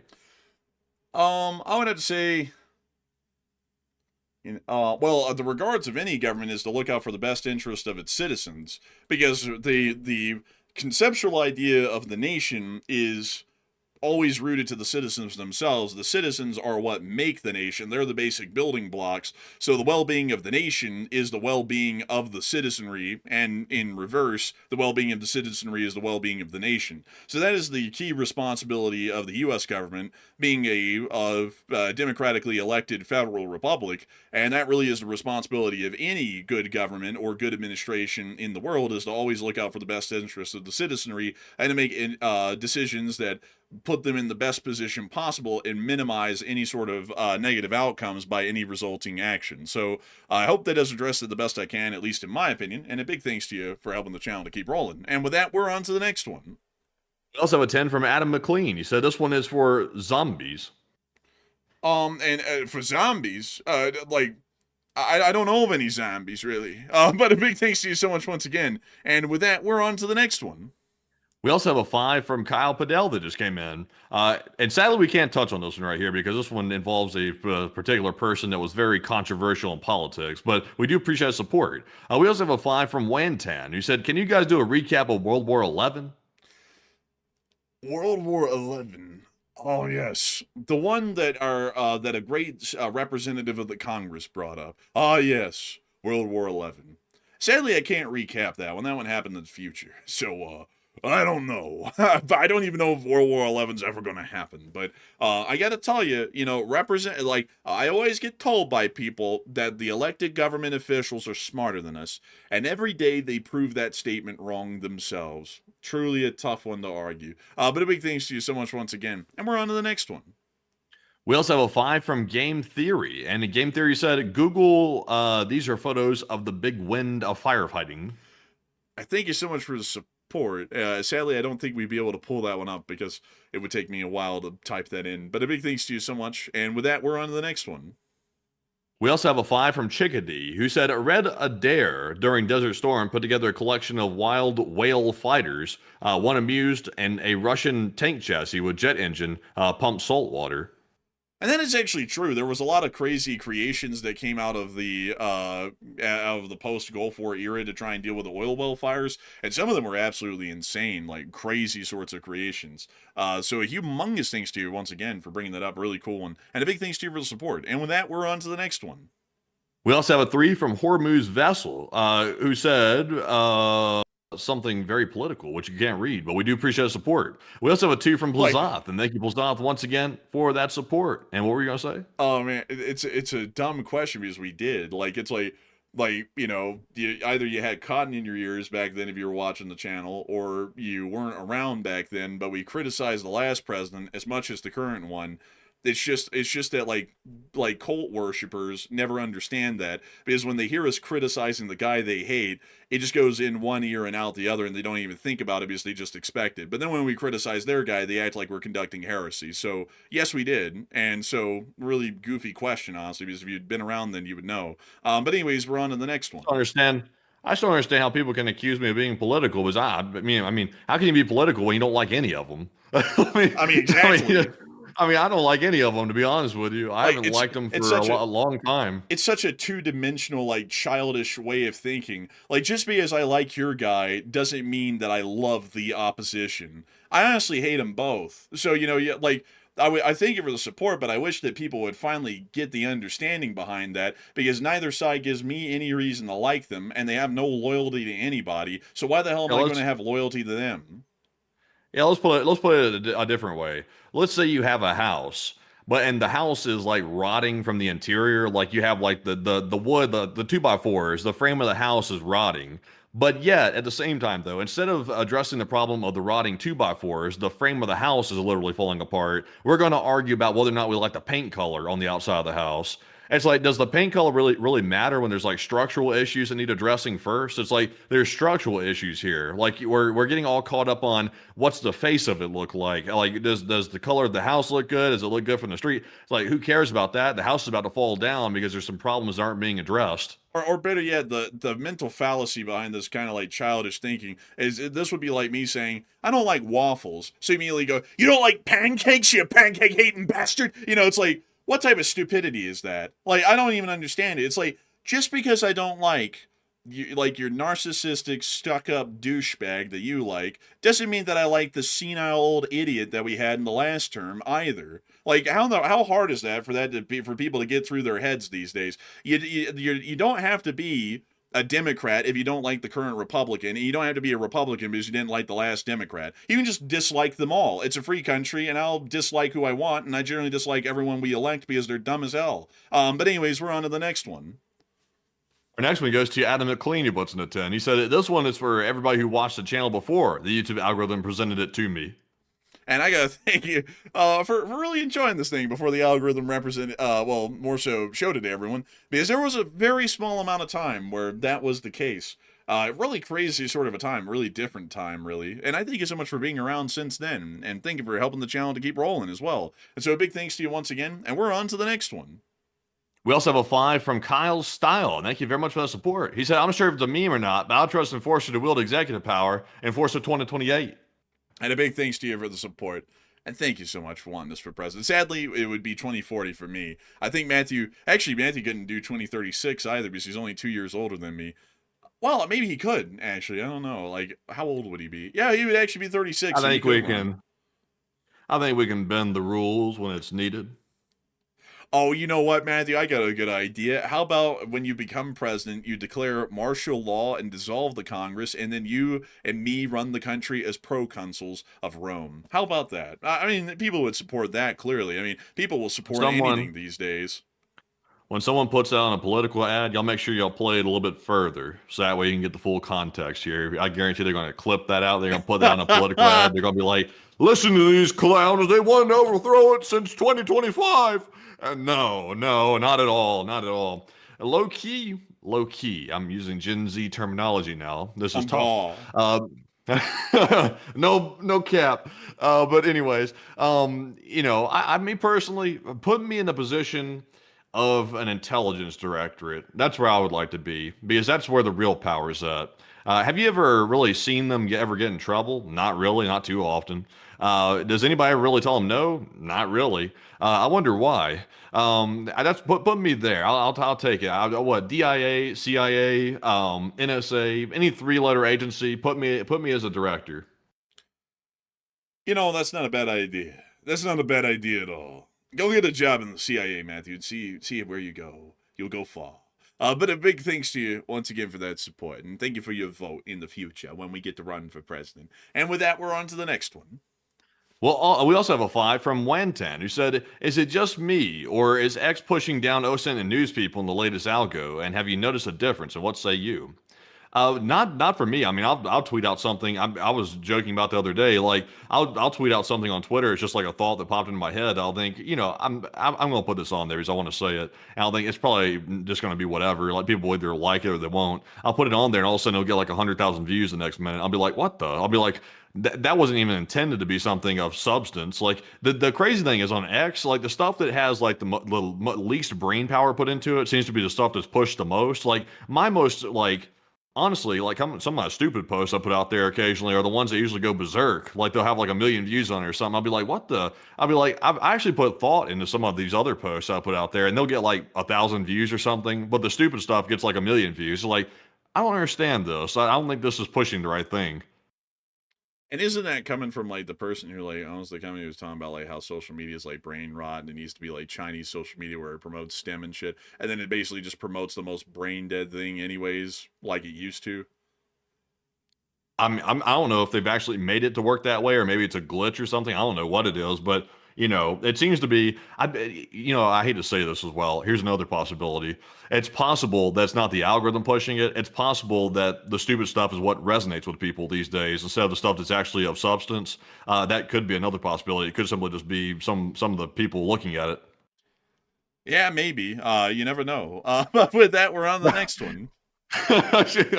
Also, by the way, I just want to make it clear, I'm not like taking shots at the audience, by the way, by saying that, because when it gets 1 million views, that's well beyond our follower base. Like, I think we're currently up to like 70,000 followers or something like that on Twitter. I can't remember exactly what it is, 75,000 or something, which is pretty solid for Twitter. But when it gets like 1 million views, that's well beyond our follower base at that point. That means the algorithm has picked it up to a large degree.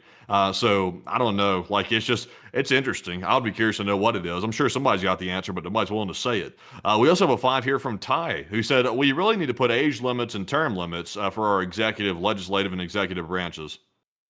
I feel like the best way to deal with that without having to actually pass the laws, because I have a feeling that probably never be passed by the Congress, because, a lot of the old geezers in there would always vote against it.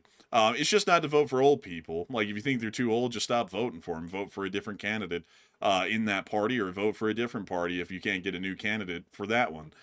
Someone that's younger. So, that would be an easy way to deal with it, because at that point, it's basically self-enforced retirement. If they're not going to retire, you're going to retire them for them, for their own good interest and their best sakes, But a big thanks to you once again for support. And we're on to the next one.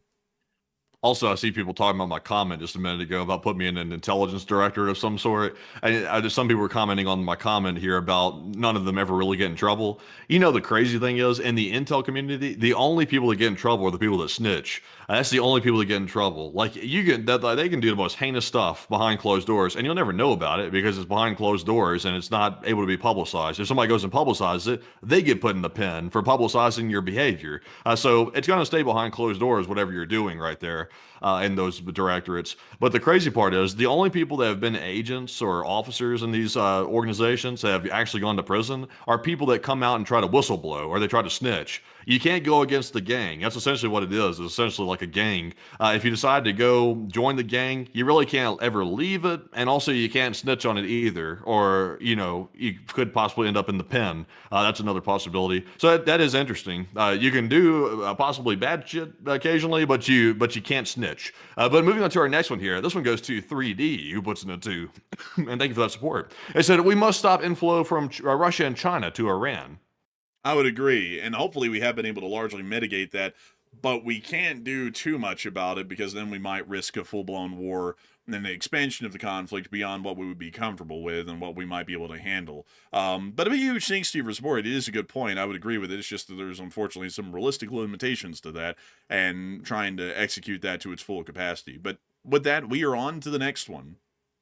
And with that, that is our last super chat that we have to address right here. And once again, a huge shout out to everybody for supporting the channel once again tonight. It is now time to move on to our live chat questions and Morse code decoders. Also, by the way, for the couple of people asking, we are not bringing back the big butt worm. It is not coming back. It is never coming back to the channel. Someone is begging for that big butt worm to be shown on the stream again. That is not happening. You're not getting that fat ass worm back on the air. That thing ain't throwing it back no more. Like we ain't seen that thing back here ever again. That was forbidden, like verboten. I've never seen anything that freaky in my life of like a cartoon worm. It will never return to the show. I have to tell you, I hate to disappoint expectations.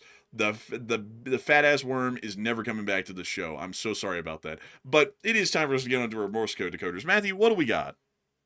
All right, and our Morse code decoders tonight were Paul, Kevin, Mason, Joni, Norm, Arabelle, Heroic Fluffness, Kush, Kubateric, Sire, and Brian. They said the Morse code says Putin be talking about sauerkraut. Meanwhile, the air is turning sour from the oil fires. LOL and LLT LSA. And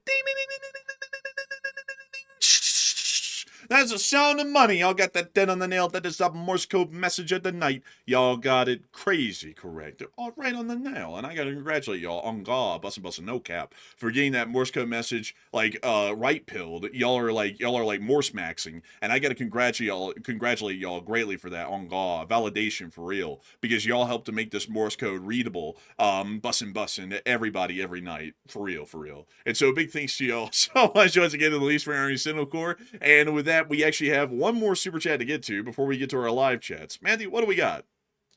And this one goes to Ross Nib. And thank you very much, Ross, for that support once again from down under, the $20 support. He said, man, bring on the Diddy worm. Hey, yo. Man, that came out wrong. Man, hey, yo, pause, man. Pause. I think there need to be like a comma in there or something. Man, I can't even make the joke that I was about to make on air, but I do have to thank you incredibly for that support, Ross. And I gotta tell you, I hate to tell y'all, folks, y'all can put as much pressure on this channel as you want. You can put in as many super chats as you want.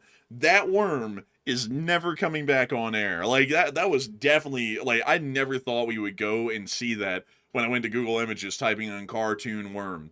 That was the last thing Why I is ever... this piquing people's interest so much? Like, there's people in here that are new I've never seen before in the live chat talking about, wait a minute, big butt worm. Like, why is this piquing people's interest so much? Like, this is crazy. Bro, people are on Google right now typing in big booty worm. Like, man, what do we get? Like, man, there is going to be no worms, no big booty worms that are showing up back on the stream. I'm sorry, everyone. I'm so sorry. I don't mean to disappoint y'all. But we've got to keep up some professionalism here. I mean, we keep everything within a professional veil, even our jokes that kind of get a little bit out there. It's all measured. The worm was well beyond what we would normally measure for edginess on a show, like well beyond it. So, I mean, you know, maybe y'all can clip it and put in like fan discords or something if y'all like the big booty worm, but the big booty worm is never being shown live on air again. Thanks for his support, Ross. And I hate to tell you that, but I hope that does address that. And it's now time for us to get on into the live chat questions of the night. We're going to be getting 3 live chat questions due to time constraints, and then we're going to be rounding out the stream for the night. So we're on to the third and last question of the night. This one goes to David Criswell. He said, do you think Ukraine will actually agree to the ceasefire that Putin's trying to impose? I don't think so. I don't think that they will. It doesn't really give them any benefit, and it's really just so the Russians can save face and run their parade without feeling like they're completely defenseless and helpless to a Ukrainian attack. So I don't think they're ever going to agree to that, even regardless of the U.S. pressure that might be put on them. So I hope that does address that well. And I'm not going to lie, folks, I'm dying at this whole idea of people going crazy about this worm. Like, he wasn't that big of a thing. Like, it was crazy, but... I think it was a she. Man, it's a worm. Like, it's a worm, dude. Where you said he, bro? Like, I don't know about that. I didn't say he. Did I say he? I didn't say he. Yeah, I think you did, bro. He said Man. about this crazy worm. And he said something about he. I don't think I said that. I'm pretty sure I didn't say he. But it's a worm. it's like it doesn't like worms are asexual. They don't have a sex. Like they're like they're just worms. Yo, that's crazy. Dude, that's just basic biology. Like, what are you talking about? Like, that's what they are. They're just a worm. But anyways, I never looked into it. Dude, you went through basic biology in middle school. Like, they tell you that. I never really looked into all that. I'm talking about the worms, not biology. I don't know why, man, but this is coming off like that chat on that video where that guy got arrested in Britain. He's like, I'm gonna miss GTA and all that. And he's like, which GTA? 6. Oh, you got plenty of time for that. Like, but anyways, we're on to the second to last question of the night. And this one goes to BioLoom, who said, I'm interested to hear you guys' perspective on the fact that Putin and the U.S. Friendship actually reduces the risk of nuclear escalation with NATO, even though Ukraine is suffering.